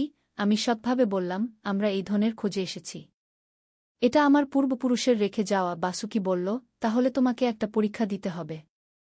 বাসুকি আমাদের 3টা ধাঁধা দিল। প্রথম ধাঁধা ছিল গণিতের, যেটা অভিজিৎ সমাধান করল। দ্বিতীয় ধাঁধা ছিল ইতিহাস সম্পর্কে, যেটা রাজীব সমাধান করল। আর তৃতীয় ধাঁধা ছিল হৃদয় সম্পর্কে, যেটা আমি সমাধান করলাম। 3টা ধাঁধার সমাধানের পর বাসুকি খুশি হয়ে বলল, তোমরা সত্যিই যোগ্য। এই ধন তোমাদের। কিন্তু মনে রেখো, এই ধন শুধু ভালো কাজে ব্যবহার করবে। আমরা প্রতিশ্রুতি দিলাম। সেই ধন নিয়ে আমরা বাড়ি ফিরলাম। সেই অর্থ দিয়ে আমরা একটা দাতব্য হাসপাতাল তৈরি করলাম। আর তনবীর পড়াশোনার জন্য একটা স্কুলও প্রতিষ্ঠা করলাম। অভিজিৎ এখন একজন ইঞ্জিনিয়ার হয়েছে আর তনবী ডাক্তার হওয়ার স্বপ্ন দেখে।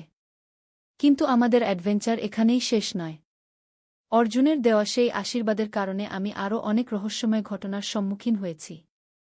একবার আমি স্বপ্নে দেখেছিলাম আমাদের পাড়ার হারিয়ে যাওয়া একটা বাচ্চা কোথায় আছে। সেই স্বপ্ন অনুযায়ী খোঁজ করে আমরা বাচ্চাটিকে উদ্ধার করেছিলাম। আরেকবার আমি স্বপ্নে দেখেছিলাম একটা বন্যার কথা। সেই স্বপ্ন দেখে আমরা আগে থেকেই সতর্ক হয়ে গিয়েছিলাম। যখন সত্যিই বন্যা এল, আমরা সবাই নিরাপদ জায়গা চলে গিয়েছিলাম। আমার এই বিশেষ ক্ষমতার কথা এলাকার মানুষ জানতে পেরে যায়। তারা বিভিন্ন সমস্যা নিয়ে আমার কাছে আসে।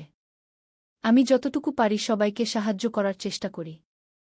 রাজীবও আমার এই কাজে সহযোগিতা করে। একদিন এক বয়স্ক মহিলা আমার কাছে এসে বললেন, বৌমা, আমার নাতি গত সপ্তাহে নিখোঁজ হয়েছে। পুলিশও খুঁজে পাচ্ছে না। তুমি একবার দেখো তো কোথায় আছে। আমি সেই রাতে স্বপ্নে দেখলাম ছেলেটি একটা ট্রেনে চড়ে কলকাতা চলে গেছে। পরের দিন আমি সেই মহিলাকে বললাম। তার পরিবার কলকাতা গিয়ে খোঁজ করে সত্যিই ছেলেটিকে পেয়ে গেল। এরকম আরও অনেক ঘটনা ঘটেছে আমার জীবনে।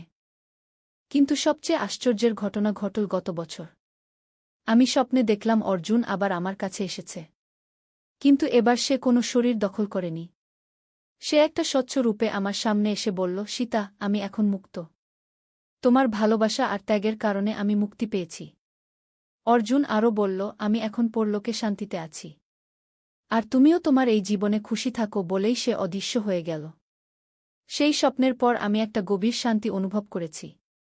আজ যখন আমি এই গল্পটা আপনাদের বলছি, তখন আমার মনে হচ্ছে জীবনটা কত রহস্যময়।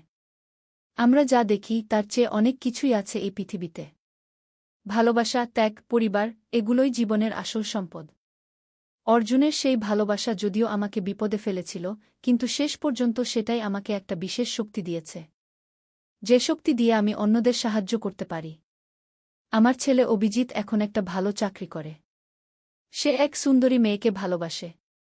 আমি তাদের বিয়ে দেওয়ার জন্য প্রস্তুতি নিচ্ছি। তনবী এখন উচ্চ মাধ্যমিকে পড়ে। সে খুব ভালো ছাত্রী। রাজীব এখনও আমাকে খুব ভালোবাসে। সে কখনো আমার এই বিশেষ ক্ষমতা নিয়ে কোনো প্রশ্ন তোলে না, বরং সবসময় আমাকে সাহায্য করার চেষ্টা করে। আমাদের দাম্পত্য জীবন এখন আগের চেয়েও আরও মধুর। আমি মাঝে মাঝে ভাবি, অর্জুনের সেই ভালোবাসা কি সত্যি ছিল, নাকি এটা শুধুই একটা অতিপ্রাকৃত ঘটনা ছিল। কিন্তু যখন আমি সেই স্মৃতিগুলো মনে করি, তখন মনে হয় সেটা একদম সত্যি ছিল। হয়তো ভালোবাসা সত্যিই জন্ম জন্মান্তর ধরে চলে। কিন্তু সেই ভালোবাসা যদি কারো ক্ষতির কারণ হয়, তাহলে সেটাকে ত্যাগ করাই ভালো। অর্জুন শেষ পর্যন্ত সেটাই বুঝতে পেরেছিল। আর আমি বুঝেছি যে পরিবারের ভালোবাসাই সবচেয়ে বড় ভালোবাসা। আমার স্বামী, আমার সন্তানরা, এরাই আমার আসল সম্পদ। অর্জুনের দেওয়া শক্তি দিয়ে আমি এদের আরও ভালো করে রক্ষা করতে পারি। এখনও মাঝে মাঝে আমি অদ্ভুত স্বপ্ন দেখি। কখনো দেখি ভবিষ্যতের কোনো বিপদের কথা, কখনো দেখি কারো হারিয়ে যাওয়া জিনিসের খবর। আর আমি যতটুকু পারি সবাইকে সাহায্য করার চেষ্টা করি। আমাদের এলাকায় এখন আমাকে স্বপ্নের মা বলে ডাকে। মানুষ বিশ্বাস করে আমি স্বপ্নে সত্যি দেখতে পাই। আর সত্যিই আমার অনেক স্বপ্ন সত্যি হয়েছে। গত মাসে আমি স্বপ্নে দেখেছিলাম আমাদের পাড়ায় একটা বড় আগুন লাগবে। আমি সবাইকে সতর্ক করে দিয়েছিলাম। সত্যিই একদিন একটা দোকানে আগুন লাগল, কিন্তু আমরা আগে থেকেই প্রস্তুত থাকায় বড় কোনো ক্ষতি হয়নি। আমার এই গল্প শুনে অনেকেই হয়তো বিশ্বাস করবেন না। কিন্তু আমি জানি এটা সম্পূর্ণ সত্যি। জীবনে অনেক অদ্ভুত ঘটনা ঘটে, যেগুলো আমাদের বিজ্ঞানের দিয়ে ব্যাখ্যা করা যায় না। তবে এই ঘটনার পর আমি একটা কথা বুঝেছি, ভালোবাসা কখনো মানুষের ক্ষতি করতে চায় না। যদি কোনো ভালোবাসা কারো ক্ষতির কারণ হয়, তাহলে সেটা আসলে ভালোবাসা নয়, সেটা হল আবেগ বা আসক্তি। অর্জুন যখন বুঝতে পেরেছিল যে তার ভালোবাসা আমার পরিবারের ক্ষতি করছে, তখনই সে সেটা ত্যাগ করেছিল। এটাই সত্যিকারের ভালোবাসার লক্ষণ। আর আমি শিখেছি যে কৃতজ্ঞতা প্রকাশ করতে। অর্জুনের কাছে কৃতজ্ঞ যে সে আমাকে একটা বিশেষ শক্তি দিয়ে গেছে। আমার পরিবারের কাছে কৃতজ্ঞ যে তারা আমাকে এত ভালোবাসে। আর ঈশ্বরের কাছে কৃতজ্ঞ যে তিনি আমাকে এত সুন্দর একটা জীবন দিয়েছেন। এই গল্প শেষ করার আগে আমি আপনাদের একটা কথা বলতে চাই। জীবনে যতই অদ্ভুত ঘটনা ঘটুক না কেন, সবচেয়ে গুরুত্বপূর্ণ হল পরিবার। আমার স্বামী রাজীব, আমার ছেলে অভিজিৎ, আমার মেয়ে তন্বী, এরাই আমার জীবনের আসল অর্থ। আর যদি কখনো আপনাদের জীবনেও এরকম কোনো অতিপ্রাকৃত ঘটনা ঘটে, তাহলে ভয় না পেয়ে সাহসের সাথে মোকাবিলা করবেন। কারণ ভালোবাসা আর সত্যের কাছে সব অন্ধকার পরাজিত হয়। আর হ্যাঁ, আমি এখনও মাঝে মাঝে স্বপ্নে অর্জুনকে দেখি। কিন্তু এখন সে আমার অভিভাবক দেবতার মতো। সে আমাকে বিভিন্ন বিপদ থেকে সাবধান করে দেয়। আর আমি তার জন্য প্রার্থনা করি যেন সে পরলোকে শান্তিতে থাকে। এই ছিল আমার জীবনের সবচেয়ে রহস্যময় ও রোমাঞ্চকর ঘটনা। আশা করি আপনারা এই গল্প উপভোগ করেছেন। আর মনে রাখবেন, জীবনে সব কিছুর একটা কারণ আছে। কখনো কিছু বুঝতে না পারলে ধৈর্য রাখবেন, সময় হলে সব কিছুর উত্তর পেয়ে যাবেন। ধন্যবাদ সবাইকে আমার গল্প শোনার জন্য। নূরের পথে একটি ইসলামিক গল্প। প্রথম অধ্যায়, অন্ধকারের সূচনা। পুরান ঢাকার একটি গলিতে ছিল হাসিম মিয়ার ছোট্ট একটি দোকান। চা আর বিস্কুটের দোকান। সকাল থেকে রাত পর্যন্ত কাজ করেও তার সংসার চালাতে হিমশিম খেতে হতো। স্ত্রী রহিমা খাতুন আর দুই ছেলে, বড় ছেলে করিম 8 বছর, ছোট ছেলে রহিম 2 বছর। হাসিম মিয়া নিয়মিত নামাজ পড়তেন, কিন্তু অভাবের তাড়নায় অনেক সময় মনে অশান্তি আসত। আল্লাহ কেন আমাকে এত কষ্ট দিলেন? এমন প্রশ্ন মনে আসত। কিন্তু তারপরই তওবা করতেন, আস্তাগফিরুল্লাহ, আল্লাহর ফয়সালা রাজি থাকতে হবে গু। করিম ছেলেটি ছিল একটু বেপরোয়া। স্কুল ছেড়ে দিয়েছে, বন্ধুদের সাথে ঘুরে বেড়ায়। মাঝে মাঝে বাবার দোকানে সাহায্য করে, কিন্তু মন নেই। রহিম অপরদিকে পড়াশোনায় ভালো, কিন্তু স্কুলের খরচ চালানো কঠিন হয়ে যাচ্ছে। একদিন সন্ধ্যায় হাসিম মিয়া দোকান গুটিয়ে বাড়ি ফিরছিলেন। পকেটে মাত্র 200 টাকা। বাড়ি ভাড়া দিতে হবে, চাল কিনতে হবে। ভাবতে ভাবতে হাঁটছিলেন। হঠাৎ দেখলেন রাস্তার পাশে একজন বৃদ্ধ ভিক্ষুক বসে আছে। অসুস্থ, কাপড় চোপড় ময়লা। মন বলছিল এগিয়ে যাও, নিজের সংসারেই তো অভাব।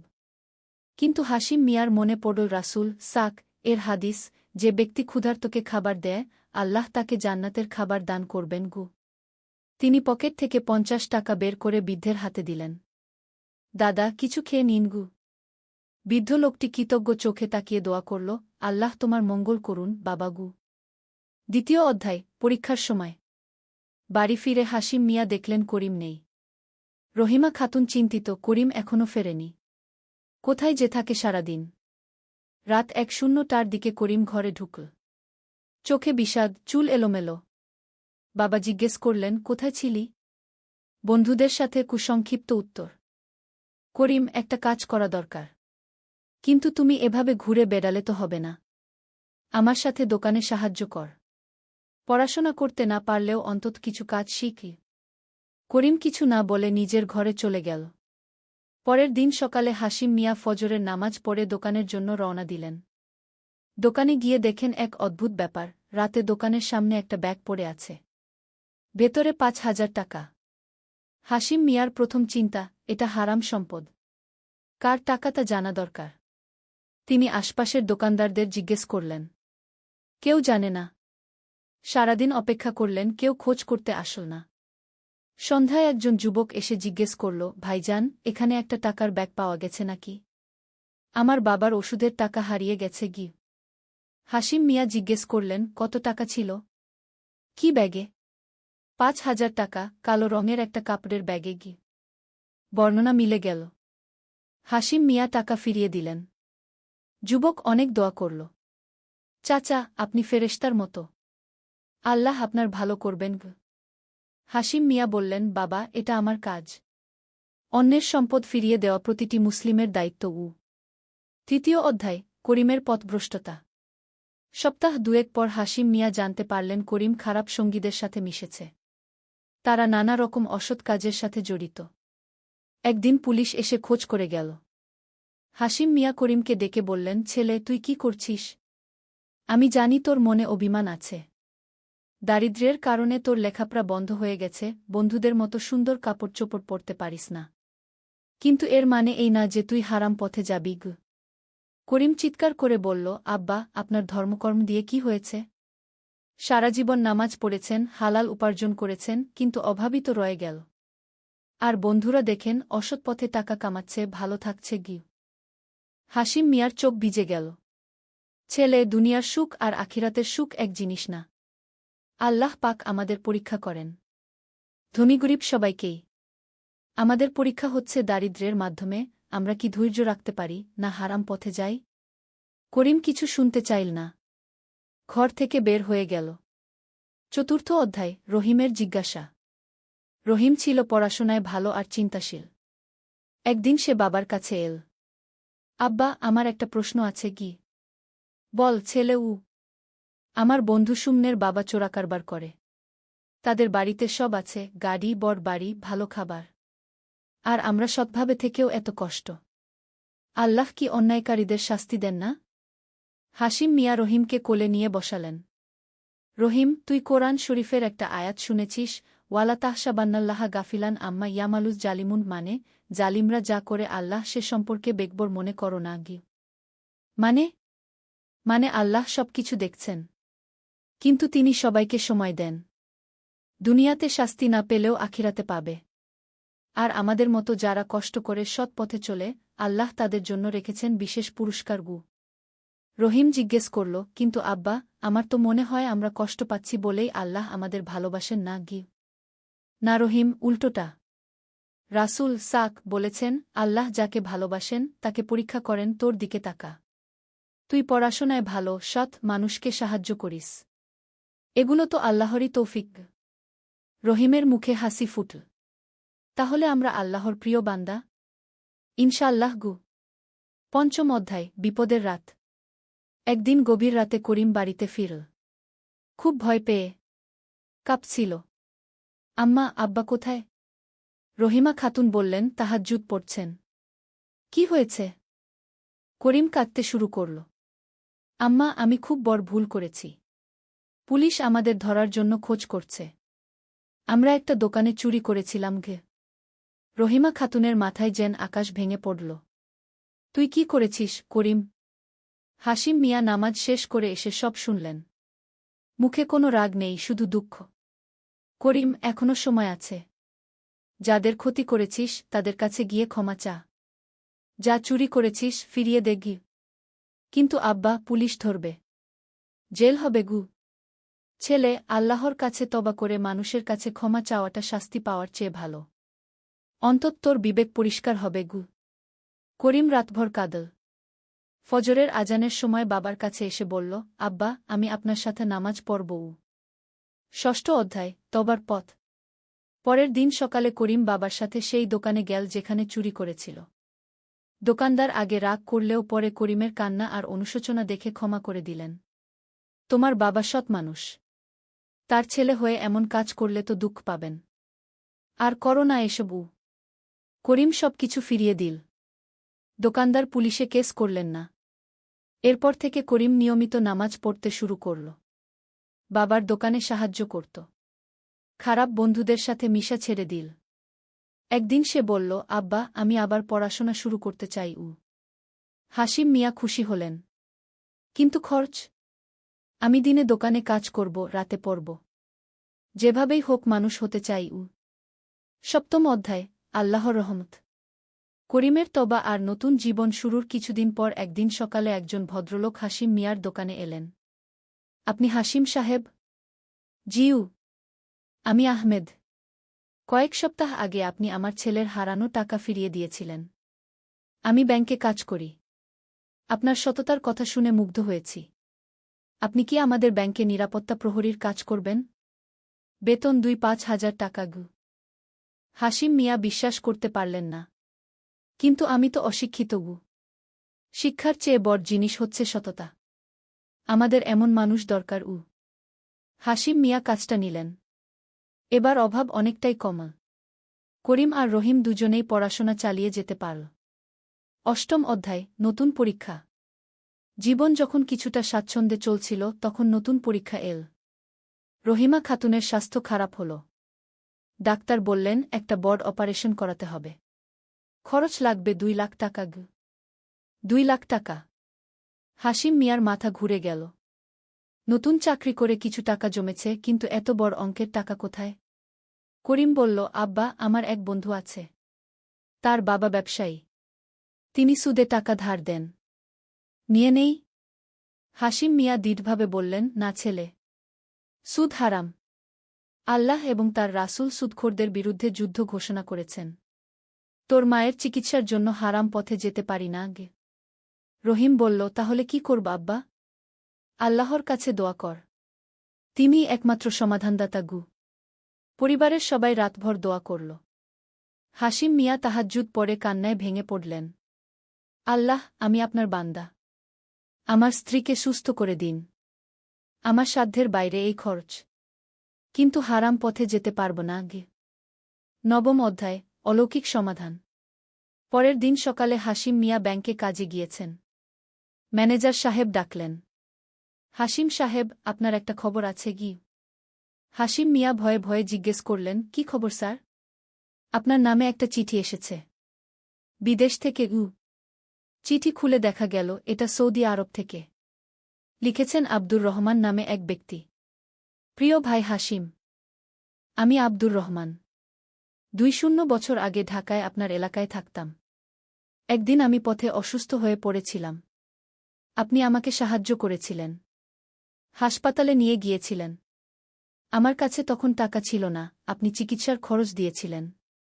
আমি প্রতিজ্ঞা করেছিলাম একদিন এই টাকা ফিরিয়ে দেব। আল্লাহর রহমতে এখন সৌদি আরবে ভালো চাকরি করি। আপনার ঠিকানা খুঁজে বের করতে অনেক চেষ্টা করেছি। অবশেষে পেয়েছি। এই চিঠির সাথে আপনার জন্য 5 লাখ টাকার একটা চেক পাঠাচ্ছি। এটা আমার কৃতজ্ঞতার নিদর্শন। আল্লাহ আপনার মঙ্গল করুন গো। হাসিম মিয়া কাঁদতে শুরু করলেন। তিনি ভুলেই গিয়েছিলেন সেই ঘটনার কথা। 20 বছর আগে এক অসুস্থ যুবককে হাসপাতালে নিয়ে গিয়ে চিকিৎসার খরচ দিয়েছিলেন। আজ আল্লাহ সেই নেকির বিনিময় পাঠিয়ে দিয়েছেন। দশম অধ্যায়, শিক্ষা আর উপলব্ধি। রহিমা খাতুনের অপারেশন সফল হল। সে সুস্থ হয়ে বাড়ি ফিরল। পরিবারে আনন্দ। করিম এই ঘটনা দেখে আরও বেশি ধর্মকর্মে মন দিল। সে বুঝল আল্লাহর রহমত কত বিস্ময়কর। রহিম বলল, আব্বা, আল্লাহ কিন্তু আপনার সততার পুরস্কার দিয়েছেন গু।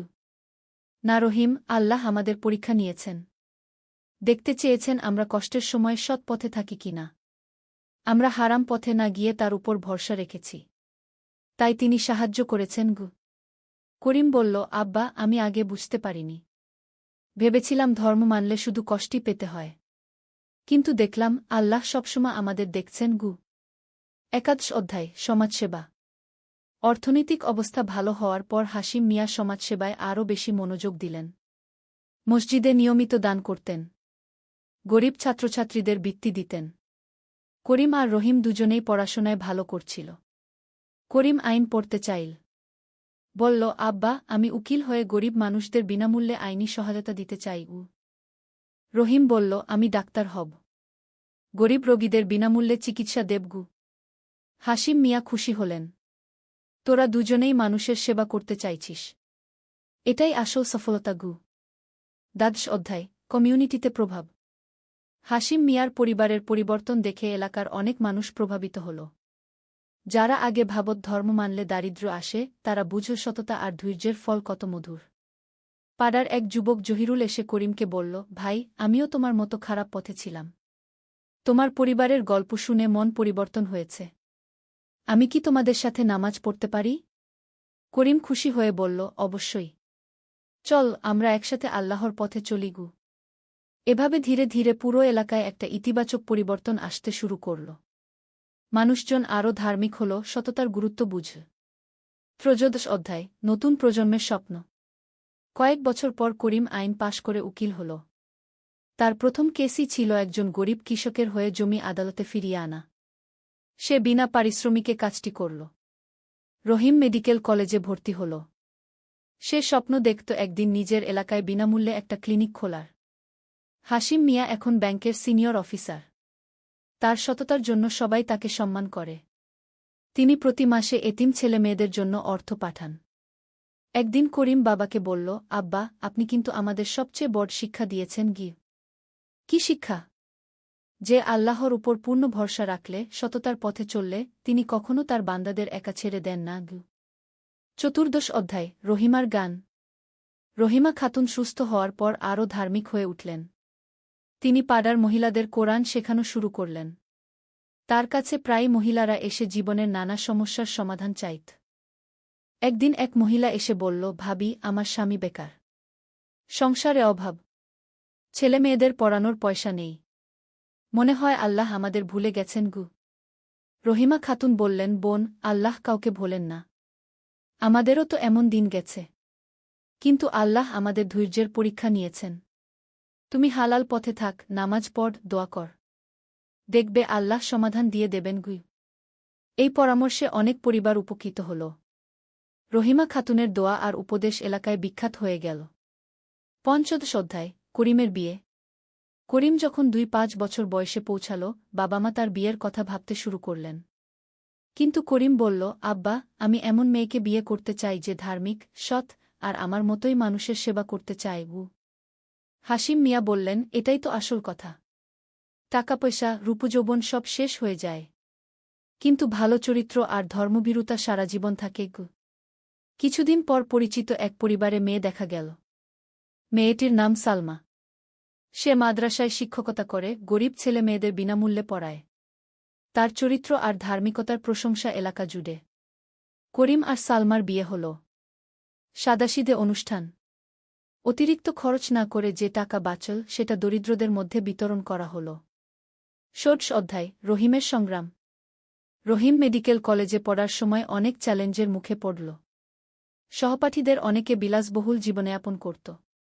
তারা রহিমকে নিয়ে কটাক্ষ করত, তোর বাবা তো গরিব, তুই কিভাবে ডাক্তার হবি? রহিম কষ্ট পেত, কিন্তু বাবার কথা মনে রাখত। মানুষের কথায় কান দিস না, তুই তোর লক্ষ্যে অটল থাক। একবার পরীক্ষায় খারাপ ফল করল। মনে হলো হয়তো সবাই ঠিকই বলছে, তার দিয়ে ডাক্তার হওয়া হবে না। সেদিন রাতে সে অনেক কাঁদল। বাবা তাকে বোঝালেন, রহিম, একবার ব্যর্থ হলেই সব শেষ না। আল্লাহর নবী মুসা যখন ছোট ছিলেন, তিনি কি জানতেন একদিন বনি ইসরায়েলের নেতা হবেন? জীবনে চড়াই-উতরাই আছে, কিন্তু আল্লাহর উপর ভরসা রেখে এগিয়ে যেতে হয়। রহিম আরও বেশি পড়াশোনায় মনোযোগ দিল। পরের পরীক্ষায় ভালো করল। সপ্তদশ অধ্যায়, সালমার প্রভাব। সালমা বিয়ের পর করিমের জীবনে নতুন মাত্রা যোগ করল। সে শুধু ভালো স্ত্রী ছিল না, ছিল একজন সুন্দর সাথী। দুজনে মিলে এলাকার দরিদ্র পরিবারগুলোর খোঁজখবর নিত। সালমা প্রতি সপ্তাহে মহিলাদের জন্য ধর্মীয় আলোচনার আয়োজন করত। সেখানে ইসলামিক শিক্ষার পাশাপাশি স্বাস্থ্য, পুষ্টি, শিশুপালন নিয়েও কথা হতো। একদিন করিম বলল, সালমা, আমার মনে হয় আমরা একটা এনজিও খুলি। নাম দেই আল-খায়ের ফাউন্ডেশন। দরিদ্রদের সাহায্য, শিক্ষা, চিকিৎসা, সব কিছু। সালমা বলল, দারুণ ভাবনা, কিন্তু এর জন্য অনেক টাকার দরকার হবে। আল্লাহর ওপর ভরসা রাখি, তিনি ব্যবস্থা করে দেবেন। অষ্টাদশ অধ্যায়, আল-খায়ের ফাউন্ডেশন। করিম আর সালমা মিলে আল-খায়ের ফাউন্ডেশন শুরু করল। প্রথমে খুব ছোট পরিসরে, নিজেদের বেতনের কিছু অংশ আর হাশিম মিয়ার সঞ্চয় দিয়ে। তারা এলাকার 100টি পরিবারকে মাসিক সাহায্য দেওয়া শুরু করল। দরিদ্র ছাত্রছাত্রীদের বইখাতা দিত, অসুস্থদের ওষুধের খরচ দিত। কয়েক মাস পর এক বিশিষ্ট ব্যবসায়ী তাদের কাজ দেখে মুগ্ধ হলেন। তিনি 5 লক্ষ টাকা দান করলেন। আমি অনেক এনজিওকে টাকা দিয়েছি, তিনি বললেন, কিন্তু আপনারা সত্যিকারের হৃদয় দিয়ে কাজ করছেন। এটাই আসল সেবা। এই অর্থ দিয়ে তারা একটা ছোট স্কুল খুল, নাম নূর একাডেমি। সেখানে দরিদ্র শিশুরা বিনামূল্যে লেখাপড়া শিখত। 21 অধ্যায়, রহিমের সফলতা। রহিম অবশেষে মেডিকেল কলেজ থেকে পাশ করল। সে এলাকায় প্রথম ডাক্তার। সবাই গর্বিত।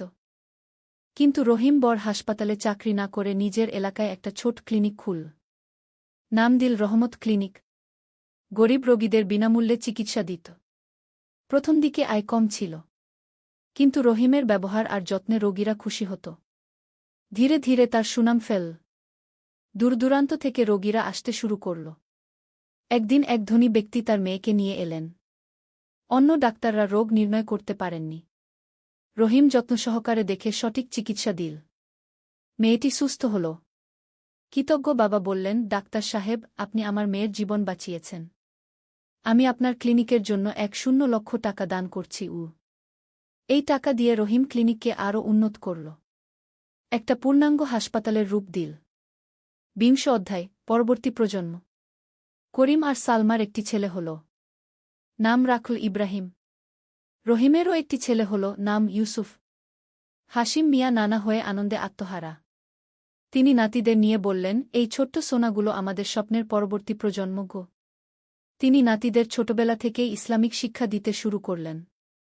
কোরআন শেখাতেন, নবীজির গল্প বলতেন। একদিন 5 বছরের ইব্রাহিম নানাকে জিজ্ঞেস করল, নানা, আপনি আমাদের যে গল্পগুলো বলেন, রাসূল সাক এর সততার গল্প, সাহাবাদের ত্যাগের গল্প, এগুলো কি সত্যি ঘটেছে? হাশিম মিয়া বললেন, হ্যাঁ বাবা, সব সত্যি। আর জান, এমন গল্প এখনো ঘটে। আমাদের জীবনেও ঘটেছে। কিভাবে? হাশিম মিয়া তার নিজের জীবনের গল্প বলতে শুরু করলেন। কিভাবে দারিদ্র্যের মধ্যেও সততা ধরে রেখেছিলেন, কিভাবে আল্লাহ সাহায্য করেছেন। 21 অধ্যায়, সাম্প্রদায়িক সম্প্রীতি। আল-খায়ের ফাউন্ডেশনের কাজ এতটাই ভালো হল যে বিভিন্ন ধর্মের মানুষ এসে সাহায্য চাইতে লাগল। করিম সবাইকে সমানভাবে সেবা দিত। একবার একজন হিন্দু ব্যক্তি এসে বললেন, করিম ভাই, আপনারা মুসলমান হয়েও আমাদের এত সাহায্য করেন কেন? করিম বলল, কাকা, ইসলাম আমাদের শিখিয়েছে সব মানুষ আল্লাহর সৃষ্টি। ধর্মজাত নির্বিশেষে মানুষের সেবা করা আমাদের দায়িত্ব। এই কথায় হিন্দু ভদ্রলোক এতই মুগ্ধ হলেন যে তিনি নিজেও ফাউন্ডেশনে নিয়মিত দান করতে শুরু করলেন। এলাকায় সাম্প্রদায়িক সম্প্রীতি আরও দৃঢ় হল। সবাই বুঝল যে সত্যিকারের ধর্ম কখনো বিদ্বেষ শেখায় না, শেখায় ভালোবাসা আর মানব সেবা। 22 অধ্যায়, হাশিম মিয়ার উপলব্ধি। 6-5 বছর বয়সে হাশিম মিয়া অবসর নিলেন। কিন্তু কাজ থেমে থাকল না। তিনি পুরোপুরি সময় দিলেন সমাজসেবায়। একদিন সন্ধ্যায় তিনি ছাদে বসে আছেন। রহিমা খাতুন এসে পাশে বসলেন। কি ভাবছেন? ভাবছি, আল্লাহ কত মেহেরবান। একসময় ভেবেছিলাম তিনি হয়তো আমাদের পরীক্ষা করছেন কেন। আজ বুঝি সেই কষ্টের দিনগুলোই আমাদের এই সুখের দিনগুলোর জন্য প্রস্তুত করেছে। কিভাবে? দারিদ্র্য আমাদের শিখিয়েছে অন্যের কষ্ট বুঝতে। কষ্ট আমাদের আল্লাহর কাছাকাছি নিয়ে গেছে। আর আল্লাহর উপর ভরসা আমাদের শক্তি দিয়েছে যে কোনো পরিস্থিতি মোকাবেলা করার। আলহামদুলিল্লাহ। 23 অধ্যায়, নতুন চ্যালেঞ্জ। জীবন যখন সুখে শান্তিতে কাটছে তখন নতুন এক চ্যালেঞ্জ এল। এলাকায় কিছু চরমপন্থী গ্রুপ ধর্মের নামে বিভ্রান্তি ছড়ানো শুরু করল। তারা বলত, প্রকৃত ইসলাম হল কঠোর, অন্য ধর্মের মানুষদের সাথে মিশা যাবে না। করিম বুঝল এই বিষয়ে কিছু করতে হবে। তিনি এলাকার যুবকদের নিয়ে ইসলামিক আলোচনা সভা শুরু করলেন। ভাইয়েরা, করিম বলল, ইসলাম শান্তির ধর্ম।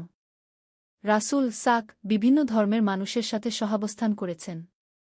তিনি কখনো জোর করে কাউকে ইসলাম গ্রহণ করতে বলেননি। একজন যুবক প্রশ্ন করল, কিন্তু কোরআনে তো জিহাদের কথা আছে। করিম বোঝালেন, জিহাদের প্রকৃত অর্থ হল আত্মসংগ্রাম। নিজের মনের খারাপ প্রবৃত্তির বিরুদ্ধে লড়াই। আর যদি যুদ্ধের কথা বলি, সেটাও শুধুমাত্র আত্মরক্ষার জন্য, আগ্রাসনের জন্য নয়। এই আলোচনায় অনেক যুবক সঠিক ইসলাম বুঝতে পারল। চরমপন্থীদের প্রভাব কমে গেল।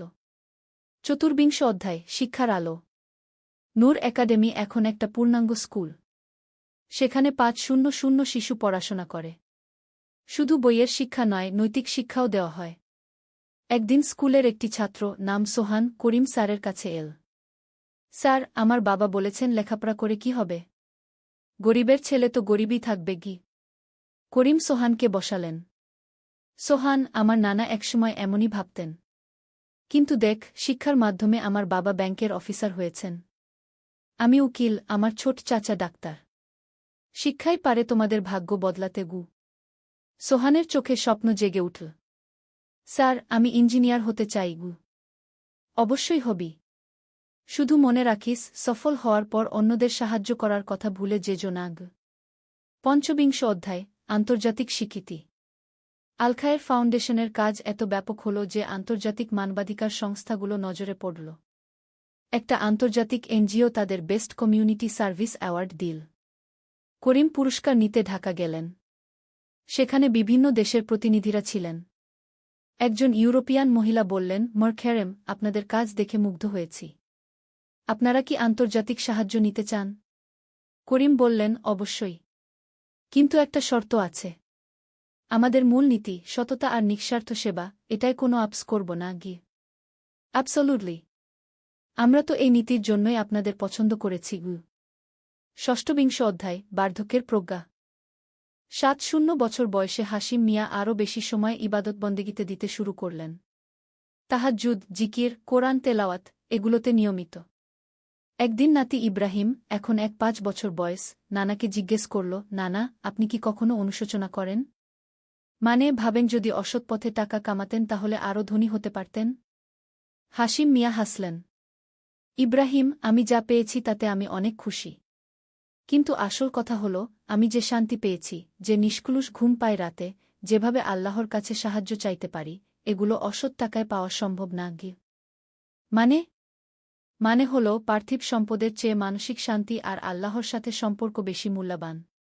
আর দেখ, আল্লাহ আমাদের দুনিয়াতেও ভালো রেখেছেন, আখিরাতের জন্যও আশা রাখতে পারি। সপ্তবিংশ অধ্যায়, নতুন স্বপ্ন। এখন করিমের ছেলে ইব্রাহিম আর রহিমের ছেলে ইউসুফ বড় হচ্ছে। ইব্রাহিম চায় কম্পিউটার ইঞ্জিনিয়ারিং পড়তে। ইউসুফ চায় আন্তর্জাতিক আইন নিয়ে পড়া। সত্যের তরবারি। একটি ইসলামিক যুদ্ধকাহিনী।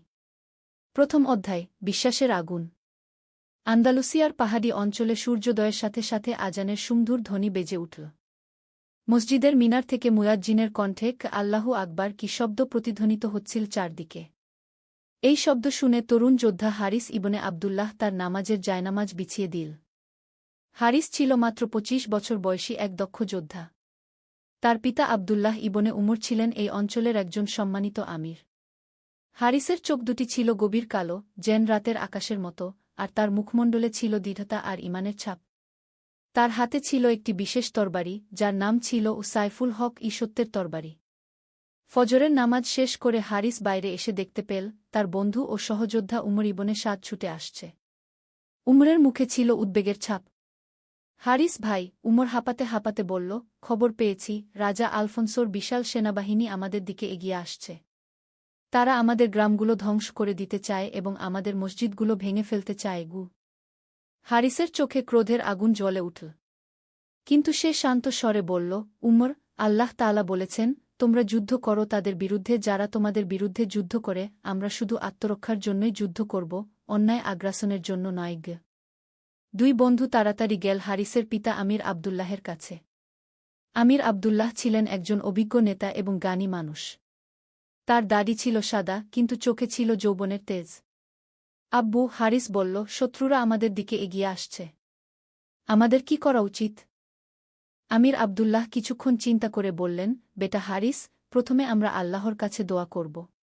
তারপর আমরা প্রতিবেশী মুসলিম গ্রামগুলোর সাথে যোগাযোগ করব। একসাথে আমরা শক্তিশালী। মনে রাখ, আল্লাহ তাআলা বলেছেন, আর তোমরা আল্লাহর রজ্জুকে দৃঢ়ভাবে ধারণ কর এবং পরস্পর বিচ্ছিন্ন হজ না। দ্বিতীয় অধ্যায়, ঐক্যের শক্তি। পরের দিন থেকেই শুরু হল প্রস্তুতির কাজ। হারিস এবং তার সাথীরা বিভিন্ন গ্রামে গিয়ে মুসলিমদের একত্রিত করতে লাগল। তারা দেখল যে সবাই একইভাবে উদ্বিগ্ন এবং প্রস্তুত। একদিন হারিস পৌঁছাল কি বাইতুল হিকমাহ নামক একটি গ্রামে। এই গ্রামে বাস করতেন বিখ্যাত আলেম শায়েখ ইউসুফ আল-আন্দালুসি। শায়েখ ইউসুফ ছিলেন একজন বয়স্ক মানুষ, কিন্তু তার জ্ঞান আর প্রজ্ঞা ছিল অসাধারণ। শায়েখ, হারিস বিনয়ের সাথে বলল, আমরা একটা কঠিন সময়ের মুখোমুখি। আপনার পরামর্শ চাই। শায়েখ ইউসুফ হারিসের দিকে তাকিয়ে মৃদু হেসে বললেন, বেটা, তুমি কি জান বদরের যুদ্ধের কথা? মুসলিমরা ছিল মাত্র ৩১৩ জন, আর কাফেররা ছিল ১০০০ জন। কিন্তু আল্লাহ তাআলার সাহায্যে মুসলিমরা জিতেছিল। কারণ তাদের ছিল দৃঢ় ঈমান, একতা আর ন্যায়ের পক্ষে লড়াইয়ের সংকল্পও। তিনি আরও বললেন, যুদ্ধে যাওয়ার আগে তোমাদের 3টি কাজ করতে হবে। প্রথম, আল্লাহর কাছে তওবা কর এবং তার সাহায্য প্রার্থনা কর। দ্বিতীয়, তোমাদের পরিবার আর অন্যদের সাথে সব দ্বন্দ্ব মিটিয়ে ফেল। তৃতীয়, মনে রাখ যে তোমরা শুধু আল্লাহর সন্তুষ্টির জন্য যুদ্ধ করছ, কোনো ব্যক্তিগত স্বার্থের জন্য নয়। হারিস শাইখের কথা মনোযোগ দিয়ে শুনল এবং বুঝল যে এই যুদ্ধ শুধু শারীরিক নয়, এটা আধ্যাত্মিক যুদ্ধ। সেদিন রাতে হারিস দীর্ঘ সময় ধরে নামাজ পড়ল এবং আল্লাহর কাছে দোয়া করল। সে বলল, হে আল্লাহ, আপনি আমাদের ঈমান বৃদ্ধি করুন, আমাদের ঐক্যবদ্ধ রাখুন এবং আমাদের শত্রুদের বিরুদ্ধে সাহায্য করুন। আমরা আপনার দ্বীনকে রক্ষা করার জন্য যুদ্ধ করতে চাই। তৃতীয় অধ্যায়, যুদ্ধের প্রস্তুতি। 3 সপ্তাহ পর মুসলিম যোদ্ধারা একত্রিত হল। তাদের সংখ্যা ছিল প্রায় 800 জন। প্রত্যেকেই ছিল দক্ষ যোদ্ধা এবং দৃঢ় মুমিন। তাদের মধ্যে ছিল তরবারিবাজ, তীরন্দাজ এবং অশ্বারোহী। হারিসকে নিযুক্ত করা হল এক বিশেষ দলের নেতা হিসেবে। তার দলে ছিল 500 জন নির্বাচিত যোদ্ধা। এরা সবাই ছিল তরুণ, সাহসী এবং আল্লাহর পথে জান দিতে প্রস্তুত। যুদ্ধের আগের রাতে সবাই একসাথে মাগরিবের নামাজ পড়ল। নামাজের পর আমির আবদুল্লাহ সবার সামনে একটি ভাষণ দিলেন। হে মুজাহিদগণ, তিনি বললেন, কাল আমরা যুদ্ধে যাব। কিন্তু মনে রাখবেন, আমরা কোনো অন্যায় আগ্রাসনকারী নই। আমরা আমাদের দিন, আমাদের পরিবার এবং আমাদের মাতৃভূমি রক্ষা করতে যাচ্ছি। তিনি আরও বললেন, যুদ্ধে আমাদের নিয়ম হবে ইসলামের নিয়ম। আমরা কোনো নিরীহ মানুষকে হত্যা করব না, কোনো গাছ কাটব না অহেতুক, কোনো ইবাদতখানা ধ্বংস করব না। আমরা শুধু তাদের সাথে যুদ্ধ করব যারা আমাদের সাথে যুদ্ধ করে। সেই রাতে হারিস তার তরবারি সাইফুল হক পরিষ্কার করল এবং তাতে তেল মাখল। এই তরবারিটি ছিল তার দাদার উপহার, যিনি এই তরবারি দিয়ে বহু ন্যায়ের যুদ্ধ করেছিলেন। তরবারির গায়ে আরবিতে খোদাই করা ছিল, ওয়ামা নাসরু ইল্লা মিন ইন্দিল্লাহ, আর সাহায্য কেবল আল্লাহর পক্ষ থেকেই আসে। চতুর্থ অধ্যায়, যুদ্ধক্ষেত্রে। ফজরের নামাজের পর মুসলিম সেনাবাহিনী রওনা দিল। তারা ওয়াদি আল সুহাদাক, শহীদদের উপত্যকা নামক একটি স্থানে পৌঁছাল। এখানেই তারা শত্রু বাহিনীর সম্মুখীন হবে। সূর্য যখন আকাশের মধ্যগগনে, তখন দেখা গেল রাজা আলফোনসোর বিশাল সেনাবাহিনী। তাদের সংখ্যা ছিল প্রায় 3000। তাদের কাছে ছিল ভারী অস্ত্রশস্ত্র, বর্ম এবং যুদ্ধের ঘোড়া। কিন্তু মুসলিমদের মনে কোনো ভয় ছিল না। তারা জানত যে আল্লাহ তাদের সাথে আছেন। যুদ্ধ শুরুর আগে আমির আবদুল্লাহ তার সেনাদের উদ্দেশ্যে বললেন, আল্লাহু আকবার, আল্লাহই মহান। আজ আমরা আমাদের সৃষ্টিকর্তার পথে জিহাদ করব। জয় বা শাহাদাত, দুটোই আমাদের জন্য সম্মানের। সবাই একসাথে বলে উঠল, আল্লাহু আকবার। যুদ্ধ শুরু হল। প্রথম দিকে শত্রুরা তাদের সংখ্যাধিক্যের কারণে এগিয়ে যেতে লাগল। কিন্তু মুসলিম যোদ্ধারা ছিল বেশি দক্ষ এবং তাদের ঈমান ছিল তাদের সবচেয়ে বড় শক্তি। হারিস এবং তার দল শত্রু বাহিনীর মূল অংশে আক্রমণ করল। হারিসের তরবারি সাইফুল হক বিজলির মতো চমকাচ্ছিল। প্রতিটি আঘাত ছিল নির্ভুল এবং কার্যকর। যুদ্ধের এক পর্যায়ে হারিস দেখল যে তার বন্ধু উমর বিপদে পড়েছে। 3 জন শত্রু সৈনিক উমরকে ঘিরে ফেলেছে। হারিস তৎক্ষণাৎ আল্লাহু আকবার বলে তাদের দিকে ছুটে গেল। উমর, আল্লাহর নামে সাহস কর, হারিস চিৎকার করে বলল। তার তরবারির এক কোপে 2 শত্রু সৈনিক পালিয়ে গেল। তৃতীয় জন হারিসের সাহসিকতা দেখে ভয় পেয়ে দূরে সরে গেল। জাজাকাল্লাহু খারান, হারিস ভাই, উমর কৃতজ্ঞতায় বলল। পঞ্চম অধ্যায়, দৈবিক সাহায্য। যুদ্ধ যখন তুঙ্গে, তখন হঠাৎ করে আকাশে কালো মেঘ জমতে লাগল। এর কিছুক্ষণ পরেই শুরু হল ভীষণ ঝড়।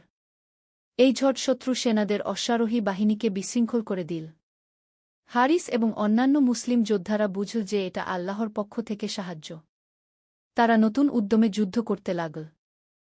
এই সময় একটি আশ্চর্য ঘটনা ঘটল। যুদ্ধের ময়দানে হঠাৎ করে একটি সাদা পায়রা এসে হারিসের কাঁধে বসল। পায়রাটি কয়েক সেকেন্ড বসে থেকে আবার উড়ে গেল। এই দৃশ্য দেখে মুসলিম যোদ্ধারা আরও অনুপ্রাণিত হল। তারা মনে করল এটা আল্লাহর পক্ষ থেকে একটি ইশারা যে তিনি তাদের সাথে আছেন। যুদ্ধের শেষ পর্যায়ে এসে শত্রু বাহিনীর মনোবল ভেঙে গেল। তারা দেখল যে মুসলিমরা অল্প সংখ্যক হলেও তাদের সাহস এবং দক্ষতা অসাধারণ। সূর্যাস্তের আগেই শত্রু বাহিনী পালিয়ে যেতে শুরু করল। রাজা আলফোনসো তার প্রধান সেনাপতিদের সাথে পিছু হটতে বাধ্য হল। ষষ্ঠ অধ্যায় বিজয় ও কৃতজ্ঞতা। সূর্যাস্তের সময় মুসলিমদের বিজয় নিশ্চিত হল। কিন্তু তারা কোনো অহংকার করল না। বরং সবাই একসাথে মাগরিবের নামাজ পড়ল এবং আল্লাহর শুকরিয়া আদায় করল। নামাজের পর আমির আবদুল্লাহ সবাইকে লক্ষ্য করে বললেন, আল্লাহর প্রশংসা যিনি আমাদের বিজয় দান করেছেন। কিন্তু মনে রাখবেন, এই বিজয় আমাদের নিজেদের শক্তিতে আসেনি। এটা এসেছে আল্লাহর রহমতে। তিনি আরও বললেন, এখন আমাদের কাজ হল আহত যোদ্ধাদের চিকিৎসা করা, শহীদদের জন্য দোয়া করা এবং কৃতজ্ঞতার সাথে আল্লাহর ইবাদত করা। হারিস তার তরবারি সাইফুল হক পরিষ্কার করে খাপে রাখল। সে জানত যে এই বিজয় তাকে আরও বিনলি এবং আল্লাহর প্রতি আরও কৃতজ্ঞ হতে শিখিয়েছে। যুদ্ধে ৫ জন মুসলিম যোদ্ধা শহীদ হয়েছিল। তাদের জন্য জানাজার নামাজ পড়া হল এবং তাদের উচ্চ পাহাড়ের উপর সম্মানের সাথে দাফন করা হল। হারিস তার বন্ধু উমরের সাথে শহীদদের কবরের কাছে দাঁড়িয়ে বলল, এই ভাইরা আল্লাহর পথে জান দিয়েছে। আল্লাহ তাদের জান্নাত নসিব করুন। সপ্তম অধ্যায় যুদ্ধের পর কয়েকদিন মুসলিমরা আহতদের সেবা করল এবং তাদের এলাকা পুনর্গঠনের কাজে লাগল। তারা দেখল যে শত্রুরা যেসব বাড়িঘর ক্ষতিগ্রস্ত করেছিল সেগুলো মেরামত করতে হবে। হারিস এবং তার সাথীরা নিজেদের অস্ত্র রেখে কাজে লাগল। তারা বাড়িঘর মেরামত করল, মসজিদ পরিষ্কার করল এবং বিধবা ও এতিমদের সাহায্য করল। একদিন হারিস কাজ করছিল, তখন একজন বৃদ্ধ খ্রিস্টান মহিলা তার কাছে এল। মহিলাটি ভয়ে ভয়ে বলল, তুমি কি আমাকে মারবে? হারিস অবাক হয়ে বলল, কেন আমি আপনাকে মারব? আপনি তো নিরীহ। মহিলাটি বলল, কিন্তু আমি শুনেছি যে মুসলিমরা সবাইকে মেরে ফেলে। হারিস মৃদু হেসে বলল, না খালাম্মা, আমাদের ধর্ম আমাদের শেখায় যে আমরা শুধু তাদের সাথে যুদ্ধ করি যারা আমাদের সাথে যুদ্ধ করে। আপনার মতো নিরীহ মানুষকে আমরা কষ্ট দেই না, বরং আমরা আপনাকে রক্ষা করি। মহিলাটি আশ্চর্য হয়ে বলল, সত্যি? কিন্তু তোমরা তো জিতেছ। জয়ীরা সবসময় পরাজিতদের কষ্ট দেয়া। হারিস বলল, আমাদের ধর্ম আমাদের ন্যায়বিচার শেখায়। আমাদের নবী মুহাম্মদ সাল্লাল্লাহু আলাইহি ওয়াসাল্লাম বলেছেন, যে ব্যক্তি কোনো চুক্তিবদ্ধ অমুসলিমকে কষ্ট দেয় সে আমার বিরোধী। এই কথা শুনে মহিলাটি খুশি হয়ে বলল, তাহলে আমি নিরাপদ? হ্যাঁ, আপনি সম্পূর্ণ নিরাপদ। আপনি চাইলে আমরা আপনার ঘর মেরামত করে দেব, হারিস বলল। অষ্টম অধ্যায় শিক্ষা ও প্রজ্ঞা। যুদ্ধের ১ মাস পর হারিস গেল শায়েখ ইউসুফের কাছে। তিনি তখন তার ছাত্রদের দর্স দিচ্ছিলেন। শায়েখ হারিস বলল, আমি এই যুদ্ধ থেকে অনেক কিছু শিখেছি। কিন্তু আমার মনে একটা প্রশ্ন রয়েছে। বল বেটা, কি প্রশ্ন? শায়েখ ইউসুফ বললেন। আমরা জিতেছি, এটা আল্লাহর রহমত। কিন্তু এর অর্থ কি এই যে আমরা অন্যদের চেয়ে ভালো? হারিস জিজ্ঞেস করল। শায়েখ ইউসুফ মুচকি হেসে বললেন, চমৎকার প্রশ্ন। না বেটা, জয় মানে এই নয় যে আমরা অন্যদের চেয়ে উত্তম, বরং এর মানে হল আল্লাহ আমাদের পরীক্ষা করছেন। তিনি দেখতে চান যে আমরা বিজয়ের পর কেমন আচরণ করি। তিনি আরও বললেন, মনে রাখ, আল্লাহ তাআলা কুরআনে বলেছেন, হে মুমিনগণ, তোমরা ন্যায়ের সাক্ষী হিসেবে আল্লাহর জন্য দাঁড়াও, যদিও তা তোমাদের নিজেদের পিতামাতা ও আত্মীয়দের বিরুদ্ধে হয়। ন্যায় বিচার করা আমাদের ধর্মের মূল কথা। হারিস মাথা নেড়ে বলল, আমি বুঝতে পারছি। যুদ্ধ জেতার পর আমাদের আরও বিনয়ী হতে হবে, আরও দয়ালু হতে হবে। ঠিক বলেছ। আর আরেকটি কথা মনে রাখ, শায়েখ বললেন, এই বিজয় আমাদের দায়িত্ব বাড়িয়ে দিয়েছে। এখন আমাদের এমনভাবে চলতে হবে যেন মানুষ আমাদের চরিত্র দেখে ইসলামের সৌন্দর্য বুঝতে পারে। নবম অধ্যায় নতুন চ্যালেঞ্জ। ৩ মাস পর হারিস জানতে পারল যে রাজা আলফোন্সো আবার একটি বড় সেনাবাহিনী নিয়ে ফিরে আসার পরিকল্পনা করছে। এবার সে অন্যান্য খ্রিস্টান রাজাদের সাথে জোট বেঁধেছে। কিন্তু এই খবর পেয়েও হারিস বিচলিত হল না। সে বুঝেছিল যে জিহাদ শুধু একটি যুদ্ধ নয়, এটি একটি চলমান প্রক্রিয়া। আল্লাহর পথে সংগ্রাম করতে হয় প্রতিদিন, প্রতিটি কাজে। একদিন হারিস তার বাবার কাছে গিয়ে বলল, আব্বু, আমি একটা সিদ্ধান্ত নিয়েছি। কি সিদ্ধান্ত বেটা? আমির আবদুল্লাহ জিজ্ঞেস করলেন। আমি শুধু যুদ্ধের জন্য প্রস্তুতি নেব না, বরং আমাদের সমাজকে আরও শক্তিশালী করে তুলব। আমি দেখেছি যে আমাদের কিছু মানুষ এখনও ইসলামের প্রকৃত শিক্ষা জানে না। আমি তাদের শিক্ষা দেওয়ার ব্যবস্থা করতে চাই। আমির আবদুল্লাহ গর্বিত হয়ে বললেন, মাশাআল্লাহ বেটা, এটাই তো আসল জিহাদ। তরবারি দিয়ে যুদ্ধ করা একটা দিক, কিন্তু জ্ঞান দিয়ে মানুষের হৃদয় জয় করাটা আরও বড় জিহাদ। দশম অধ্যায় শিক্ষার জিহাদ। পরের কয়েক মাসে হারিস একটি মাদ্রাসা প্রতিষ্ঠা করল। এই মাদ্রাসায় শুধু ইসলামী শিক্ষাই দেওয়া হতো না, বরং চিকিৎসাবিদ্যা, জ্যোতির্বিদ্যা, গণিত এবং অন্যান্য বিজ্ঞানও শেখানো হতো। মাদ্রাসার নাম রাখা হল দারুল উলুম ওয়াল জিহাদ, জ্ঞান ও সংগ্রামের ঘর। হারিস নিজেই সেখানে তরবারিবাজি এবং যুদ্ধের কৌশল শেখাত। কিন্তু প্রতিটি ক্লাসের আগে সে তার ছাত্রদের বলত, মনে রাখ, তরবারি হল শেষ উপায়। আগে চেষ্টা কর কথা দিয়ে, ভালো আচরণ দিয়ে এবং ন্যায়বিচার দিয়ে সমস্যার সমাধান করতে গু। একদিন তার এক ছাত্র জিজ্ঞেস করল, উস্তাদ, যদি কেউ আমাদের ধর্ম নিয়ে খারাপ কথা বলে, তাহলে কি আমরা তার সাথে যুদ্ধ করব? হারিস বলল, না বেটা। কুরআনে আল্লাহ বলেছেন, দিনের ব্যাপারে কোনো জবরদস্তি নেই, আমরা মানুষকে জোর করে মুসলমান বানাতে পারি না। আমাদের কাজ হল আমাদের চরিত্র এবং আচরণ দিয়ে ইসলামের সৌন্দর্য তুলে ধরা গু। একাদশ অধ্যায়, অপ্রত্যাশিত বন্ধুত্ব। একদিন হারিসের কাছে একটি অদ্ভুত খবর এল। রাজা আলফোন্সোর এক সেনাপতি নাম ফার্নান্দো তার সাথে দেখা করতে চায়। হারিস প্রথমে ভাবল এটা কোনো ফাঁদ হতে পারে। কিন্তু তার বাবা বললেন, বেটা, ইসলাম আমাদের শেখায় যে আমরা সকলের সাথে ন্যায়পরায়ণতার সাথে কথা বলব। দেখ সে কি চায়। নির্ধারিত দিনে ফার্নান্দো এল। সে ছিল একজন মধ্যবয়স্ক মানুষ, লম্বা এবং শক্তপোক্ত। কিন্তু তার চোখে কোনো শত্রুতা ছিল না। হারিস, ফার্নান্দো বলল, আমি তোমার সাথে কথা বলতে এসেছি গু। বলুন, হারিস ভদ্রতার সাথে বলল। আমি গত যুদ্ধে ছিলাম। আমি দেখেছি তোমরা কেমন যুদ্ধ কর। তোমরা কোনো নিরীহ মানুষকে মারনি, কোনো গির্জা ভাঙনি। উল্টো তোমরা আমাদের আহতদের চিকিৎসা করেছ। হারিস বলল, এটাই আমাদের ধর্মের শিক্ষা গো। ফার্নান্দো বলল, আমি আমার রাজাকে বুঝানোর চেষ্টা করেছি যে তোমাদের সাথে শান্তি করা উচিত। কিন্তু সে শুনছে না। আমি চাই তোমরা একটা প্রস্তাব বিবেচনা করগু। কি প্রস্তাব? হারিস জিজ্ঞেস করল। আমি আমার এলাকার মানুষদের সাথে কথা বলেছি। আমরা এই অহেতুক যুদ্ধ চাই না। আমরা চাই শান্তিতে বসবাস করতে। তোমরা তোমাদের এলাকায় থাক, আমরা আমাদের এলাকায় থাকি। একে অপরের সাথে ব্যবসা করি, একে অপরের সাহায্য করি। হারিস এই প্রস্তাবে অবাক হল। সে বলল, আপনি কি জানেন যে আপনার রাজা এই কথা জানলে আপনার কি হতে পারে? ফার্নান্দো বলল, আমি জানি। কিন্তু আমি মনে করি শান্তি যুদ্ধের চেয়ে ভালো। দ্বাদশ অধ্যায়, শান্তির চেষ্টা। হারিস ফার্নান্দোর প্রস্তাব নিয়ে তার বাবা এবং অন্যান্য নেতাদের সাথে আলোচনা করল। সবাই একমত হল যে শান্তি একটি ভালো বিকল্প।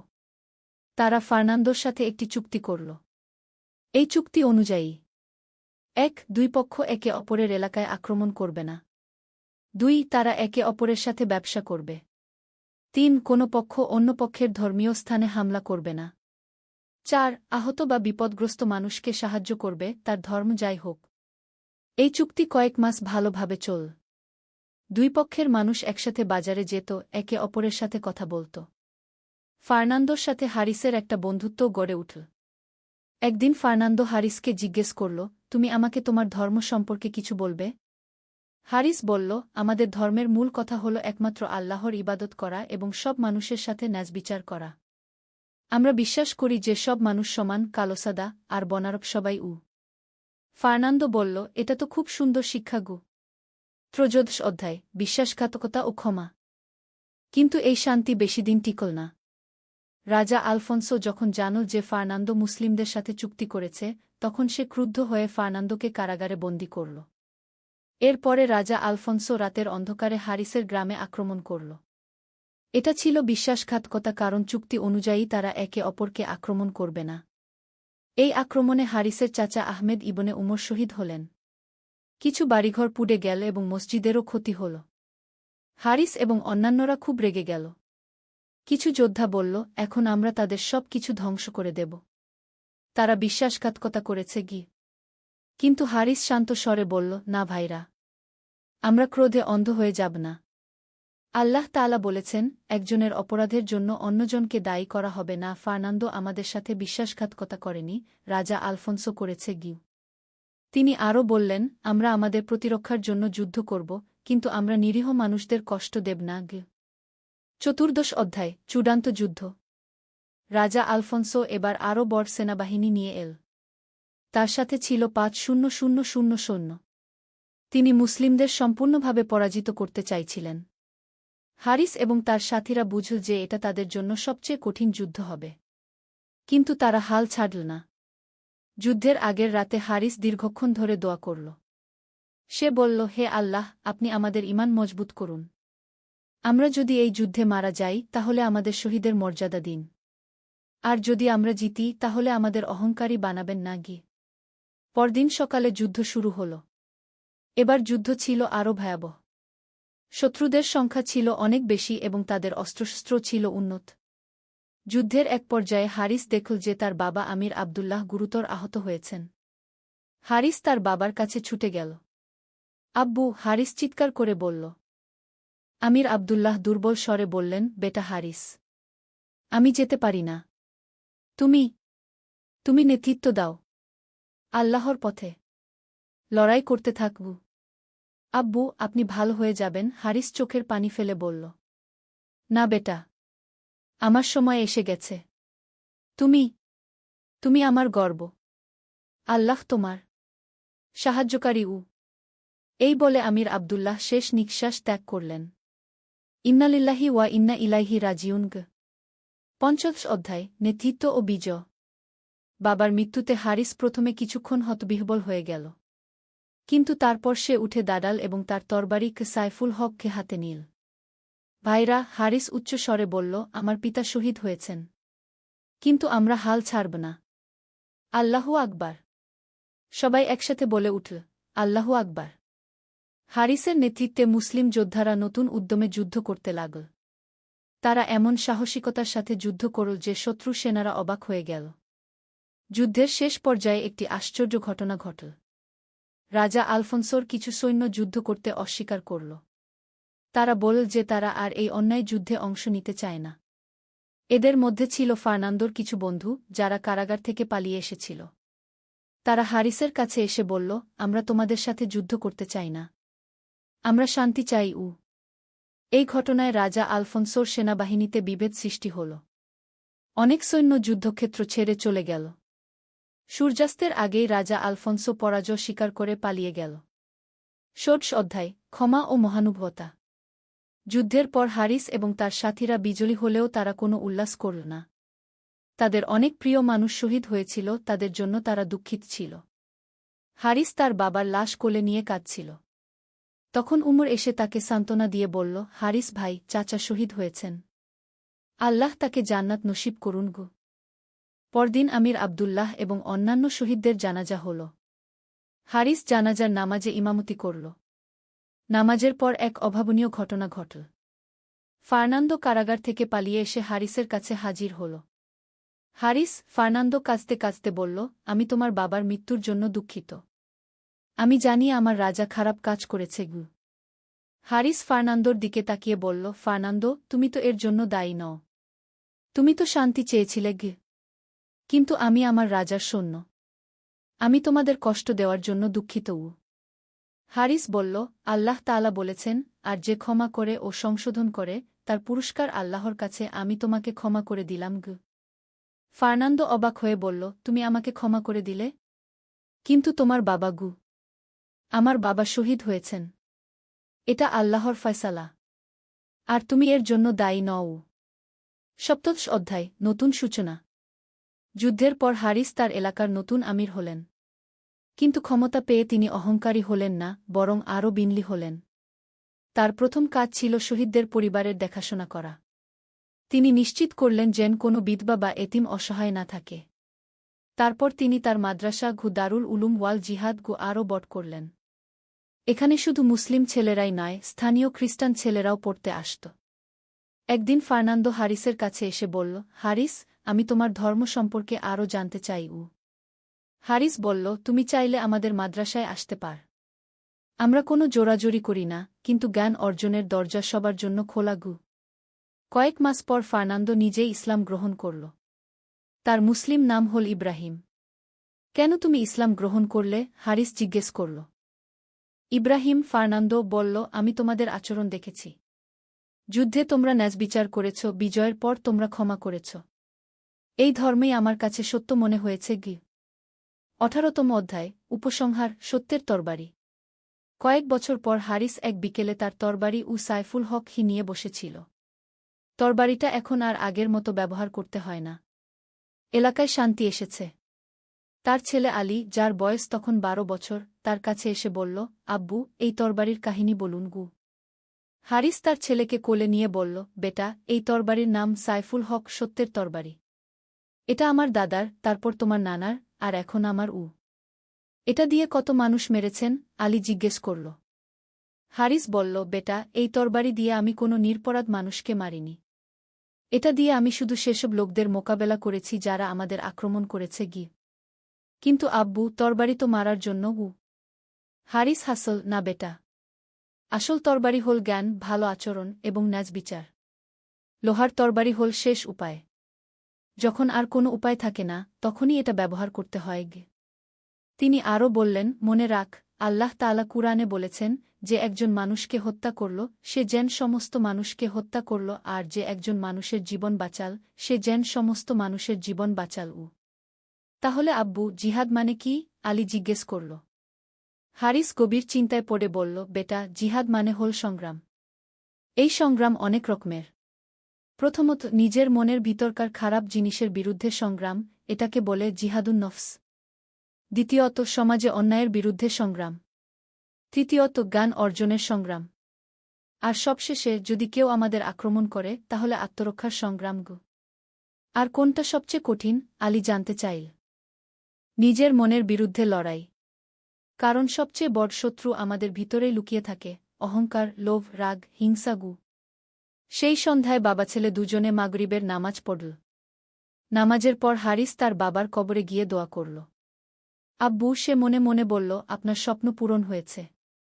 আমরা একটি শান্তিপূর্ণ সমাজ গড়তে পেরেছি। এখানে মুসলিম খ্রিস্টান সবাই একসাথে বাস করে, একে অপরকে সম্মান করে জি। ১৯তম অধ্যায়, পরবর্তী প্রজন্ম। ১০ বছর পর আলী যখন ২২ বছরের যুবক, তখন একদিন তার কাছে একটা খবর এল। দূর থেকে একদল ডাকাত এসে স্থানীয় একটি গ্রামে আক্রমণ করেছে। তারা মুসলিম খ্রিস্টান নির্বিশেষে সবাইকে লুট করছে। আলী তার বাবার কাছে গিয়ে বলল, আব্বু, আমি কিছু সাথী নিয়ে তাদের থামাতে যেতে চাই উ। হারিস বলল, বেটা, আগে দেখ তাদের সাথে কথা বলে সমাধান করা যায় কি না গু। কিন্তু আব্বু, তারা তো নিরীহ মানুষদের কষ্ট দিচ্ছে গি। হারিস মাথা নেড়ে বলল, ঠিক আছে। যদি কথা দিয়ে কাজ না হয়, তাহলে তুমি যেতে পার। কিন্তু মনে রাখ, আমাদের নিয়মকানুন গো। আলী তার কিছু বন্ধু নিয়ে সেই ডাকাতদের খোঁজে বের হল। তারা দেখল যে ডাকাতরা একটি গুহায় লুকিয়ে আছে। আলী প্রথমে তাদের কাছে একজন দূত পাঠাল। দূত গিয়ে বলল, আমাদের আমির বলেছেন, তোমরা যদি লুটপাট বন্ধ কর এবং মানুষের কাছে ক্ষমা চাও, তাহলে তোমাদের ক্ষমা করা হবে এবং তোমাদের কাজের সুযোগ দেওয়া হবে গু। কিন্তু ডাকাত সর্দার হেসে বলল, আমরা কারো কথা শুনব না। আমরা যা চাই তা নিয়ে নেব গু। তখন আলী বুঝল যে যুদ্ধ ছাড়া আর কোনো উপায় নেই। যুদ্ধে আলী এবং তার সাথীরা জিতল। কিন্তু তারা কোনো ডাকাতকে হত্যা করল না। বরং তাদের বন্দী করল এবং বিচারের জন্য আদালতে নিয়ে গেল। ২০তম অধ্যায়, বিচার ও ন্যায়। আদালতে বিচারক ছিলেন শাইখ ইউসুফের ছেলে শাইখ মুহাম্মদ। তিনি ছিলেন একজন ন্যায়পরায়ণ বিচারক। ডাকাত সর্দারের নাম ছিল রদ্রিগো। বিচারের সময় শাইখ মুহাম্মদ তাকে জিজ্ঞেস করলেন, তুমি কেন লুটপাট করেছ? রদ্রিগো বলল, আমার কোনো কাজ নেই, খাওয়ার কিছু নেই। তাই লুটপাট করি কি? শাইখ মুহাম্মদ বললেন, তুমি কি জান যে তোমার কাজে নিরীহ মানুষ কষ্ট পেয়েছে? জানি। কিন্তু আমার আর কোনো উপায় ছিল না গি। শাইখ মুহাম্মদ একটু চিন্তা করে বললেন, তুমি যা লুট করেছ তা ফিরিয়ে দিতে হবে। আর ৩ মাস জেলে থাকতে হবে। কিন্তু জেল থেকে বেরিয়ে এসে যদি তুমি সৎ কাজ করতে চাও, তাহলে আমরা তোমার চাকরির ব্যবস্থা করব উ। রদ্রিগো অবাক হয়ে বলল, আপনারা আমার চাকরির ব্যবস্থা করবেন?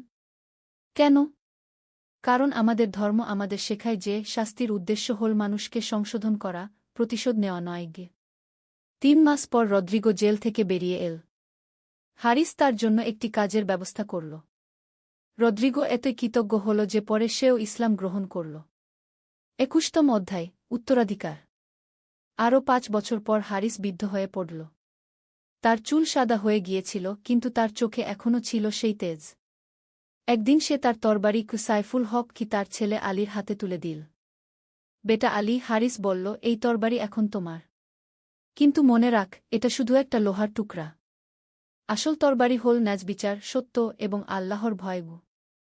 আলী তরবারিটা হাতে নিয়ে বলল, আব্বু, আমি প্রতিজ্ঞা করছি যে আমি এই তরবারি কখনো অন্যায়ের জন্য ব্যবহার করব না। আল্লাহ তোমাকে সঠিক পথে রাখুন। হারিস দোয়া করল। কয়েক বছর পর হারিস মারা গেলেন। তার জানাজায় হাজার হাজার মানুষ এসেছিল। শুধু মুসলিম নয়, অনেক খ্রিস্টানও এসেছিল। কারণ হারিস ছিলেন সবার প্রিয় নেতা। ইব্রাহিম, যিনি আগে ফার্নান্দো নামে পরিচিত ছিলেন, হারিসের কবরের পাশে দাঁড়িয়ে বলল, হে আল্লাহ, এই মানুষটি আমাকে সত্যের পথ দেখিয়েছে। তাকে জান্নাত নসিব করুন। 22তম অধ্যায়, শিক্ষা ও উপদেশ। আলী তার বাবার মৃত্যুর পর নতুন আমির হল। তার প্রথম কাজ ছিল একটি বিশেষ মজলিস করা, যেখানে সে এই অঞ্চলের সব মানুষের কাছে তার বাবার জীবনের শিক্ষাগুলো তুলে ধরল। হে প্রিয় ভাইবোনেরা, আলী বলল, আমার বাবা হারিস ইবনে আবদুল্লাহ আমাদের শিখিয়েছেন যে ইসলাম শুধু একটি ধর্ম নয়, এটি একটি জীবনযাত্রার পদ্ধতি। তিনি আরও বললেন, তিনি আমাদের শিখিয়েছেন, 1. যুদ্ধ হল শেষ উপায়। আগে কথা বলে ন্যাজবিচার করে সমস্যার সমাধান করতে হয়। 2. জড়ি হলে অহংকারী হওয়া যাবে না, হেরে গেলেও হতাশ হওয়া যাবে না। 3. শত্রুকেও ন্যাজবিচার করতে হয়। কোনো নিরপরাধ মানুষকে কষ্ট দেওয়া যাবে না। 4. জ্ঞান অর্জন করতে হয়, শুধু যুদ্ধ করে সমস্যার সমাধান হয় না। 5. সব মানুষই আল্লাহর সৃষ্টি। তাদের ধর্ম যাই হোক, তাদের সাথে ভালো আচরণ করতে হয়। এই মজলিসে মুসলিম খ্রিস্টান সবাই ছিল। সবাই মনোযোগ দিয়ে শুনছিল। একজন বৃদ্ধ খ্রিস্টান দাঁড়িয়ে বলল, আলী, তোমার বাবা আমাদের শিখিয়েছেন যে ধর্ম কোনো বাধা নয়, বরং ভালো মানুষ হওয়ার অনুপ্রেরণা। 23তম অধ্যায়, ভবিষ্যতের স্বপ্ন। সেই রাতে আলী তার স্ত্রী ফাতিমার সাথে কথা বলছিল। ফাতিমা ছিল শাইখ ইউসুফের নাতনি, একজন শিক্ষিত এবং ধার্মিক মহিলা। আলী, ফাতিমা বলল, আমার একটা স্বপ্ন আছে। কি স্বপ্ন? আলী জিজ্ঞেস করল। আমি চাই এই অঞ্চলে একটা বড় বিশ্ববিদ্যালয় গড়তে, যেখানে শুধু ইসলামী জ্ঞান নয়, বরং চিকিৎসা বিজ্ঞান, জ্যোতির্বিজ্ঞান, গণিত, ইতিহাস, সব বিষয় পড়ানো হবে। আলী বলল, চমৎকার আইডিয়া। আর সেখানে সব ধর্মের ছেলেমেয়েরা পড়তে পারবে। হ্যাঁ, এবং তারা একসাথে গবেষণা করবে, একে অপরকে সাহায্য করবে। দুজনে মিলে পরিকল্পনা করতে লাগল। তারা ঠিক করল যে এই বিশ্ববিদ্যালয়ের নাম হবে জামিয়াতুল উলুম ওয়াল হিকমাহ, জ্ঞান ও প্রজ্ঞার বিশ্ববিদ্যালয়। 24তম অধ্যায়, নতুন চ্যালেঞ্জ ও সমাধান। পরের বছর একটি নতুন সমস্যা দেখা দিল। আফ্রিকা থেকে একদল ব্যবসায়ী এসে এই অঞ্চলে দাস ব্যবসা শুরু করতে চাইল। তারা দাবি করল যে এটা বৈধ, কারণ অন্য অঞ্চলে এই ব্যবসা চালু আছে। আলী এবং তার পরিষদ এই প্রস্তাব নাকচ করে দিল। আমাদের অঞ্চলে কোনো দাস ব্যবসা হবে না, আলী ঘোষণা করল। আল্লাহ তাআলা কুরআনে বলেছেন, আমি আদম সন্তানদের সম্মানিত করেছি, প্রত্যেক মানুষ স্বাধীন, কেউ কারো দাস নয়। দাস ব্যবসায়ীরা রেগে গিয়ে বলল, তাহলে আমরা তোমাদের সাথে যুদ্ধ করব। আলী শান্তভাবে বলল, যুদ্ধ আমরা চাই না, কিন্তু মানুষের স্বাধীনতা রক্ষার জন্য আমরা প্রস্তুত। শেষ পর্যন্ত দাস ব্যবসায়ীরা এই অঞ্চল ছেড়ে চলে গেল। তারা বুঝে গেল যে এখানের মানুষ তাদের নীতিতে অটল। 25তম অধ্যায়, সমাপনী, সত্যের উত্তরাধিকার। 10 বছর পর আলীর ছেলে উমর যখন 15 বছর বয়সী, তখন একদিন সে তার বাবার কাছে এসে বলল, আব্বু, আমাকে যুদ্ধ শেখান। আলী বলল, কেন বেটা? কোনো যুদ্ধ তো নেই, কিন্তু হয়তো ভবিষ্যতে দরকার হতে পারে। আলী হেসে বলল, ঠিক আছে, কিন্তু আগে তুমি কুরআন মুখস্থ কর, হাদিস শেখ, ইতিহাস পড়। তারপর তরবারিবাজি শিখবে। কেন আব্বু? কারণ একজন যোদ্ধার আগে হতে হয় একজন ভালো মানুষ। আর ভালো মানুষ হতে হলে জ্ঞান অর্জন করতে হয়। সেই বিকেলে বাবা ছেলে দুজনে তাদের বিশ্ববিদ্যালয় জামিয়াতুল উলুম ওয়াল হিকমাহ তে গেল। সেখানে দেখল মুসলিম, খ্রিস্টান, ইহুদি, সব ধর্মের ছাত্ররা একসাথে পড়াশোনা করছে। একটি ক্লাসে ইব্রাহিম, আগের ফার্নান্দো, ইতিহাস পড়াচ্ছিলেন। তিনি বলছিলেন, আমরা যখন একসাথে মিলে কাজ করি, তখন আমরা একা একা করার চেয়ে অনেক বেশি কিছু অর্জন করতে পারি। আলী তার ছেলে উমরকে বলল, দেখ বেটা, এটাই হলো আসল বিজয়। যুদ্ধে জেতা নয়, বরং মানুষের হৃদয় জয় করা। উমর জিজ্ঞেস করল, আব্বু, সত্যের তরবারি এখন কোথায়? আলী তার হাত উঁচু করে চারদিকে দেখিয়ে বলল, এইখানে বেটা। এই বিশ্ববিদ্যালয়ে, এই ছাত্রদের মধ্যে, এই শান্তির মধ্যে। আসল সাইফুল হক হল জ্ঞান, ভালোবাসা এবং ন্যাজবিচার। উপসংহার সূর্য অস্ত যাওয়ার সময় আলী এবং উমর মসজিদে গেল মাগরিবের নামাজ পড়তে।